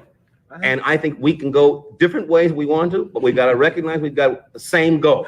And however way we each of us want to go, we ought to recognize that we do have similar goals and we can work toward the same end. So I've always been for unity in the black community, will always be for it. Our party, the All African People's Revolutionary Party, has been calling for a Black United Front, the meetings of all black people, irrespective of ideology. We want our people free. Thus, for example, I think this is very beautiful. It's unfortunate we can't get this unless someone calls us to be on TV.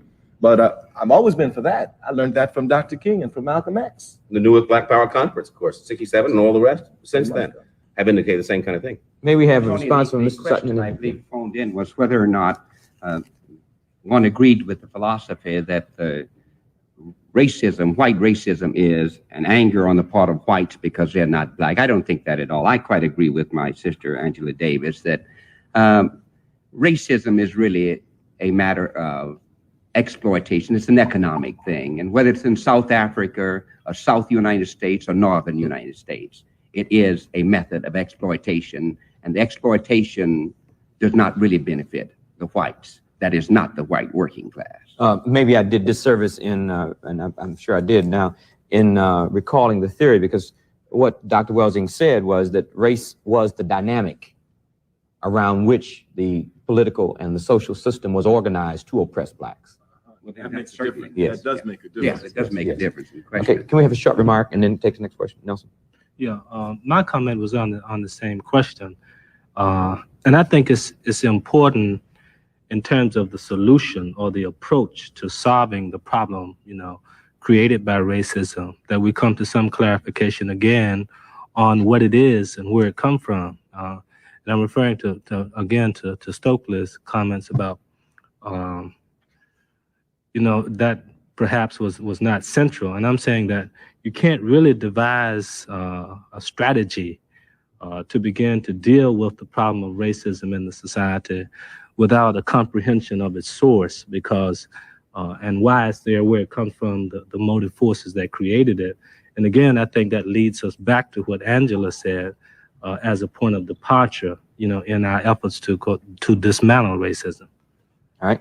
Next question, please. Robert Alexander, San Antonio, Texas.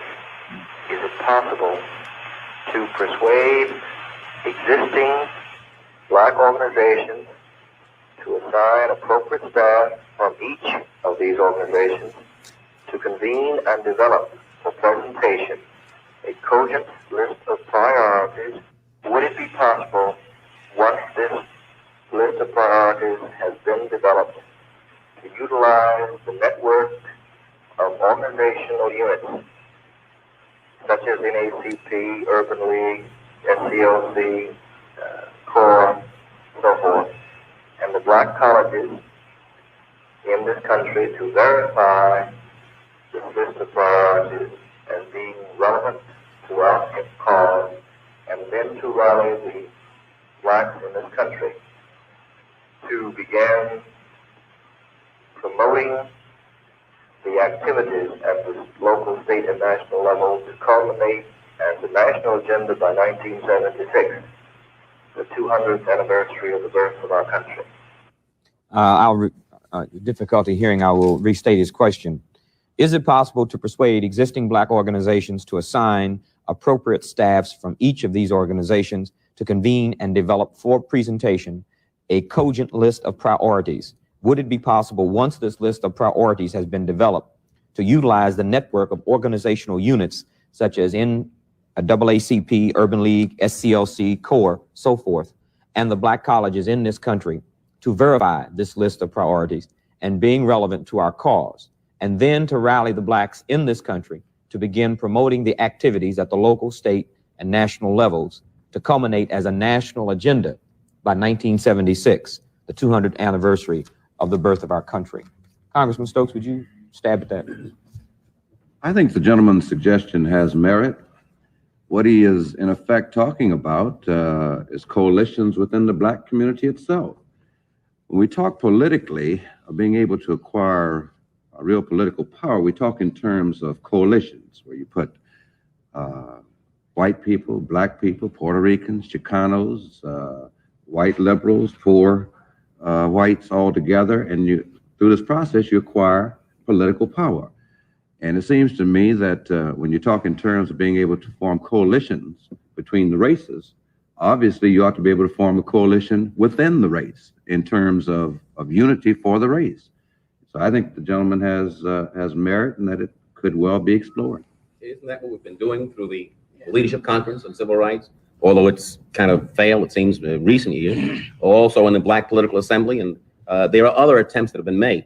I think what he's saying is that we've got to make it work, and that's our function. As I said, he's asking for something I think a little more sophisticated than what has presently been attempted, and that is to come up with the priorities and then put it in the hands of people who are professional thinkers, and then establish the priorities, and then come back to the leadership, organizational leadership, and have a goals and objects for 1976 to some sophisticated solution. We've been having national goals and national priorities prepared since Niagara Conference to Gary. And I think the basic kinds of issues that the black and poor community is faced with, everybody accepts as priorities. So if we're talking about make that a national goal for 1976, they have been the national goal at least since I've understood. Well, are you satisfied with the implementation of these goals? No, absolutely not satisfied with the implementation, not even satisfied with the approach to them. What I think we should avoid doing, however, though, is getting ourselves in another study bag where we go back and come back with data and what have you, and we sit down and all agree that those are the But problems. he gives a cutoff date. He says 1976. I'd like to give tomorrow. There are very few holes in his question. The cutoff date is yesterday or tomorrow.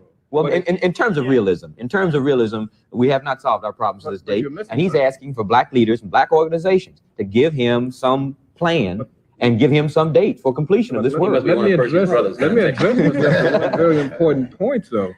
The Gary Convention came out with a set of listed priorities, whether we agreed or disagreed, those conditions existed in certain places. The Congressional Black Caucus, who after a number of exhausted hearings involving all parts of community thinking, came down also with a list of priorities, which was addressed to the National Congress in their State of the Nation message, I believe, in the earlier part of the Congress. Now, anybody who takes a look at what was said there recognizes these to be problems. I don't see the need to have some sort of convening again of black leadership. I mean, part of our problem, Tony, is that we traditionally convene leadership and forget to convene people. All right, let me be the devil's advocate. Here we are sitting, and perhaps some of you feel a little nervous about being called leaders, but you are, because the term has been stigmatized, and I can understand it. But let's be practical. Here is Mrs. Hamer, who is in the middle of Mississippi. They have a farm corporation. Their farmland, their cotton is underwater. They're starving. Now, what actually do organizations do specifically? 1, 2, 3, 4. Do you send 4 loaves of bread and two ham hocks? Do you go down and, I mean, in terms of saying, well, yes, our brothers and sisters in the rural South are starving. That's an abstract. Now, what do we do? How do we move from nothing to one? This is, I think, the substance of what this brother is asking. I just don't see it not being a legitimate concern. I'm saying let's talk about a disaster situation, and we talk about the federal government as the institution to relieve that disaster, or local government. What I'm saying is that there is a clear procedure to follow in that situation. For instance, our illustrious leader has declared certain parts of it a disaster area, so fine. The machinery of the Red Cross or whoever cranks up and does something. But if they had been Jews, the national Jewish community would have fed them. Israel would have aided them. This is And we say on one hand that we can't depend on the federal government. Then when a black person's in trouble, we say the federal government should do something. I think another point of that, Tony, in terms of our past experience with disaster areas, and I think that perhaps we can advance this discussion a little further using this example, is that in the past, when we have had disaster areas in the South, Mississippi in particular, the federal government has acted in discriminatory fashion in administering disaster aid. And one of the things that was needed then was close monitoring by a concerned black community, by skilled black people to go in and at first address the immediate problems that the people had, but as well to make the federal government live up to the standards that it had enunciated for itself. Not only that, I think that many times we don't understand that unity is a struggle. Because when the black man tries to unify, it is obvious and expected and understood that the white power structure of this country does not want that to happen. Thus, they move in many different ways, not avert, but rather cover to keep the black people divided. Thus, we have a responsibility. You know, if we tried last year and we didn't do it, we tried the year before, we will keep trying because we got to do it. Right.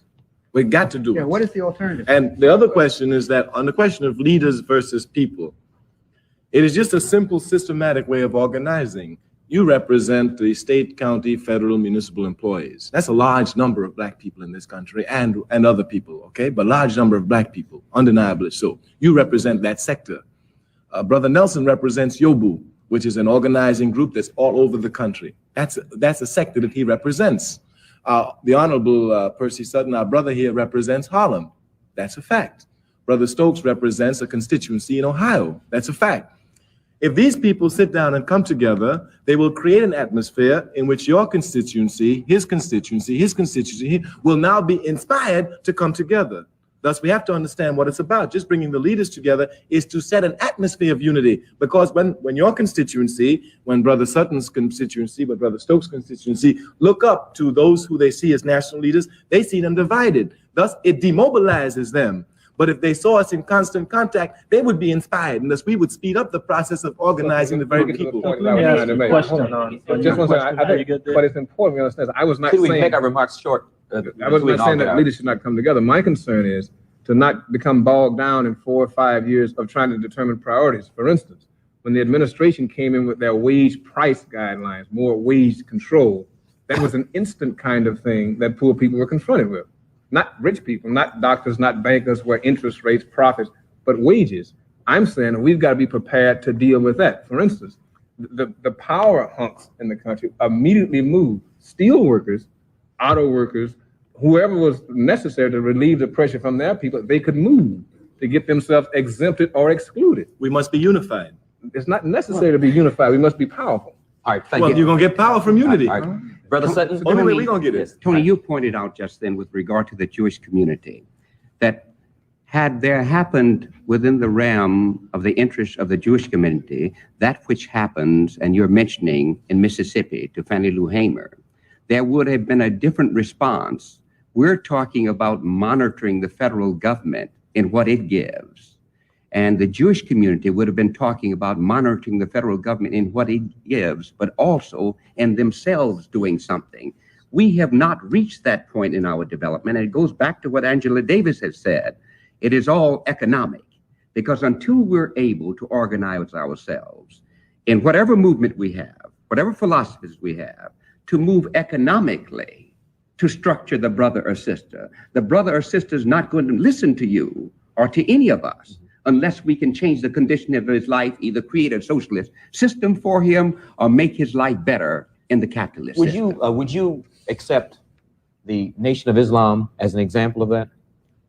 As an example of what? As an example of blacks developing the second statement in your analysis. Yeah, I think, let me just say this. I think the Nation of Islam moves towards what I should like to see. It moves towards doing something for the economic side of black people. Unfortunately, it has not had the impact many of us would wish it would have. And I guess the reason it has not had that impact is because there are not yet a sufficient number of believers.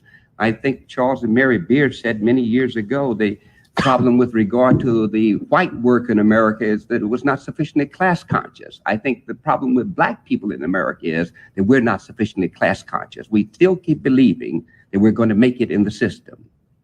Brother Williams? the problem of, I want to get back to that question. The problem of setting priorities or developing a national Black agenda, I don't think is a difficult one for Black people and Black groups. I think that the difficulty lies whenever we began or attempt to implement these agendas and priorities. And here is when our ideological differences began to interfere with our ability to function as a collective group. Now, the question also of unity, I think that we must understand that we are a large group of people, something like 40 to 50 million in this country, and there are going to always be differences of opinion. I think our primary concern should be developing some kind of mechanism for operational unity. In other words, when we come up with that national Black agenda, with those priorities, then we, despite our different ideologies, should have that kind of mechanism that will embrace all these ideologies so that we can implement the national Black agenda. And I think that here where we break down as a collective group, and that can be clearly seen right now in terms of our different political ideologies. Now, for instance, we are constantly loyal to the Democratic Party. We are constantly dampering with the Republican Party.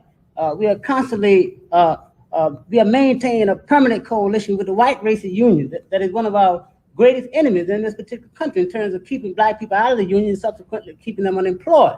And I think as Black people, you see, if we were to come together, it would be a big argument as to where our loyalty should lie. It would not be with our Black goals and objectives, it would be because of these various attachments that we have. And I think that until we develop to the point where our loyalty will be with Black people, we, in terms of our affiliation with any other group, we see that as a tactic and a strategy. And do not let this deter us. I think we would be more effective in implementing the concept. We must move on. Agenda. We are running short of time, and I will plead one more time for us to please make our remarks very cogent and not get into this, because I know all of you are very gifted in this respect. Congressman Stokes, would you care to comment? No, I just wanted to add one additional point to what my brother here has said.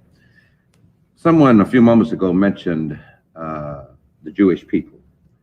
Now, they may differ ideologically or philosophically about many things. The one thing they all agree upon is Israel. And it seems to me there's a lesson in that for Black people. That's not true. Okay, but all right. That's not true. That's not true. May we? Okay. Very few disagree. All right, may we have a comment from him? And then I think I think we do disagree. That's right. I think we do owe it to those who have phoned in questions to try to handle those questions out of courtesy. So could we very expeditiously move toward that? And Mr. Williams, you've been trying to make a point. Just one point that I hope your viewers don't get the impression from what's been said so far that there is no cooperation in the Black community. Because I think, that they might feel that way, that all of us are doing our own thing and we never relate to one another. And I've got to insist, that we do cooperate, that we do form coalitions. So, it isn't as splendid as it might appear. If we don't form coalitions, one has been formed for us. Well, yeah, by word. That's what I mean. That's trouble. Many times we think we've got something going, and the buck that has caused us to get into those hotels and have those meetings and caucuses and seminars and all the rest has come from the white community without our knowledge sometimes, without the knowledge of some of us. And so therefore the conference takes a tack that is totally different and also splits us up too because of our ideologies. It makes us think about ourselves as being different. We're not. We've got a great deal to work with. We're gonna have one short remark from Ms. Burrell, and then we'll go to the next question. I think one of the things that needs to be said, Tony, is the fact that political power and the ownership of capital seem somehow to be handmaidens. I think we agreed. I think I've heard that about 4 times here. Well, if that's true, then you decide which one of those comes first. I'm sure that you'd better have some money before the political power comes. I think that's what the congressman talked about a little bit earlier. Little old ladies in tennis shoes that get 20,000 votes for a candidate don't have access to the business but league some leader. guy that gave $20,000 does, and that's the difference. And it comes as a result of the ownership of business. The business leader and the if we're talking about congressman agreeing. then that gets to be important. And all capitalists don't have to own a little grocery store. I mean, there's a broad middle class in this country. They're not capitalists. Okay. Well, but They're not capitalists. They're not capitalists. But my point to Mr. Sutton said they could get to see him. Okay, thank you. All right, may we have the next question, please? My name is Marva Dorsey. I live in San Francisco. And my question was, with the war ending in Vietnam and unemployment, the rate of unemployment climbing as it has, does anyone on the panel see a possibility of race riots occurring across the country? The question was, with the war in Vietnam ending and unemployment, I assume, rising, the rate of unemployment climbing as it has, does anyone see the possibility of race riots occurring across the country? Certainly. The potential is here. We've put all this money for so many years into Vietnam, fighting a war in a place that we shouldn't be fighting, intervening in a civil disagreement is really what it is there, and yet doing nothing to structure people as they come back here. Grand unemployment with the Nixon administration leading in an attitude to continue to do nothing, cutbacks all along the line. Right here in the city of New York just recently, I think we might have had a riot where a policeman shot a 10-year-old boy in the back. There was great disorder in the vicinity of the house in which the youngster lived. Now, if the Nixon administration continues its cutback, and had this been summertime when that youngster was shot in the back, I think you might have found a riot right here in New York. Let me clarify the fine language of this question. And the question says race riots. It doesn't, this question doesn't say the rebellions of the 60s in which blacks were burning up their own houses and, robbing liquor stores. Let me carry to, right. Let me respond to that.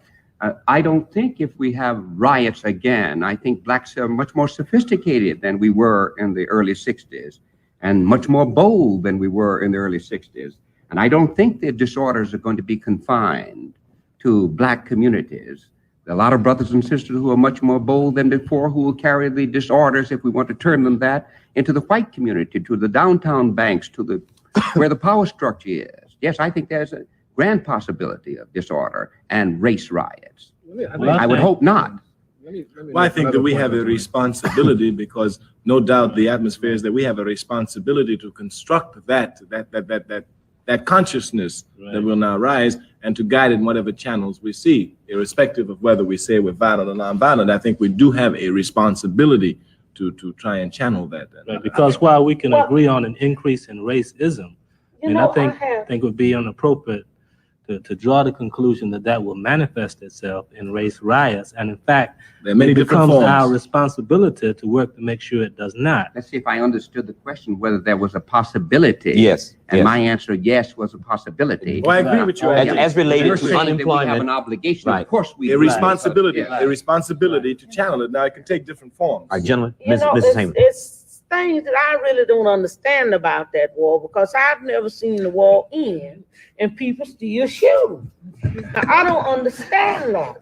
When they make that clear to me, then I really want somebody to clarify that, because in number two, I couldn't understand why so many black men were sent over there to fight, and everybody I seen talking that got off in plans was white men. Mm-hmm. It's just a lot of things that I don't understand about that.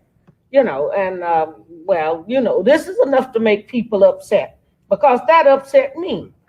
That upset other people, because I do know that it was more than white people went to Vietnam. And I know that, somebody else should have been, it was two things that really upset a lot of people in the South. And I can't understand, if the war is over and the prisoner is home, why they still shooting. I think the point is clear. The war in Southeast Asia is still going on, but as well, there is now an increased war here at home in terms of the conditions that people are having to live under, the conditions that returning veterans are having to face. As part of the National Conference of Black Lawyers, I traveled in Asia very recently and talked to many of the black servicemen and women in the brigs and the stockades and in the courts, and talked to them in their barracks. And I checked out as well the situation here in the United States, people who are about to be released under administrative discharges and the whole range of less than honorable discharges that the system has put upon these people. And I think that not only do we have to take Sister Hamer's point about the war going on in Southeast Asia, there's a war going on right here in the United States in terms of the conditions that these people are going to have to face when they come out and the kind of lives that they're going to be forced to live. And I think that has implications not only for the Black community, but for the entire American community. I'd just like to say to Ms. Hamer that war was going on when we got there. They were shooting when we got there, and now that we've left, they're still shooting. And I wish we'd left that part out that comes in between. I wish we'd never joined the shooting, and let's let them keep on shooting like they're doing now. It's capitalism that sent us there. Okay, thank you. Okay, well, I can't. Next question, please. I didn't do it. Okay. Mrs. Hamer's point is that they have not really left. May we have the next question, please? Still there. My name is Ronald Woodson. I'm from Brooklyn, New York. Question is, I want to know, would it be feasible and would it be much more beneficial to Black people if we had, as we say we have, a home to call our own, like Africa, like we could relate to our brothers in Africa as do the Jews do to Israel? Would this give us more of a nation kind of feeling than the direction we are now presently taking in this country? I think, Mr. Carmichael, we're all waiting on you to answer that. Yes, sir. Yes, sir. My brother, I thank you. Africa is our home. Africa is our mother. Undeniably, it is our home. I think that we get confused, and that's why our struggle becomes so confused, because a nationalist pre-awakening is a necessity for anti-imperialist struggle. All countries go through their nationalist stage before they go into that serious, the Vietnamese, the Chinese, the Cubans. And our problem is that we don't really understand nationalism. When you say nation, you talk about land. Our land is Africa. That's undeniable. This land is not our land. This land is not our land. This land is not the white man's land. He's just a European settler on this land. This land is the red man's land. And the red man will raise contradictions to get his land back. And when it does, Black people have to be crystal clear what our position is. The red man fighting in Wounded Knee right now, our position can only be but one. We support him to reclaim his land, while we also wage our struggle to take back our land. Now, the way people now ask the question is, well, Brother Stokely, what am I supposed to do? Am I supposed to leave America and go to Africa? I think that's an incorrect way of phrasing the question. Once we understand that Africa is our home, then the way we raise the question is, Brother Stokely, I'm in America. What can I do to help home? Right. Now, once the question is raised that way, then we see it more clearly. But it's undeniable that when you fight revolution, you fight for land. Thank you. Fight for land. Very few minutes. I'm going to try to get to another question. Next question, please. My name is Dore Carter, and I'm from Cleveland, Ohio. And my question is on census taking and the fact that from 1900 to 1970, according to the World Almanac, the Negro Almanac, and census, why we have still remained 10% to 11% of the total population, and exactly who is the minority on a national and an international scale. Thank you very much. She was asking, in essence, are we the minority or the majority on an international scale? All I know is right here where we are, we're in the minority, but we may be, as a part of Black people and brown people, in the majority worldwide. Thank you. Even if Black people, we're the majority. I think we have time for one more question. We have a very few seconds. My name is Osoro Lewis. You got that? Yes. And one of the questions is directed to Stokely Carmichael. Yeah, which is, how can you be in Africa and America at the same time? Could you answer that very succinctly? I'm sure there's a very short answer to that. Very simply. When I was in Africa for the last 4 years, my mother was in America and she was in Trinidad. But she's my mother. I have a responsibility to take care of her. I took care of my mother wherever she was. For my brother, I would tell him that he should read the works of the Honorable Marcus Garvey. And he will see that the Honorable Marcus Garvey never saw Africa, never saw it. Yet it is undeniable that the Honorable Marcus Garvey worked harder for Africa than any man in his lifetime during that period, and he never saw America. We have a few seconds. Angela, let me ask you, what is your involvement now in the political prisoner movement specifically? We have about a half a minute. Well, we are trying to build a movement embracing all of those thousands and tens of thousands who supported me, as well as anybody else who can see the need to free more political prisoners and victims of political repression. We're talking about fighting around the case of Rochelle McGee, the San Quentin Six, Carlos Feliciano, Rap Brown right here in New York. I was visiting just Angela, a few days ago, Rochelle McGee in San Quentin. I hate to interrupt. I feel like the bad guy on this program, but it's been very interesting, and I'm sure the audience has gotten some tremendous insights. Black Journal would like to thank you for coming and giving us your ability and your wisdom. Well, we thank you for helping to bring us together. If even on this level, it will now inspire us to work harder to unite amongst ourselves. Amen, brother. Guys, that's going to be it for today's show. Be back on either sometime later this week or next week. Hope you all have a safe week out there, safe day, safe night, wherever you are in the world. Remember at all times to fuck the police and free Palestine. Find me right there.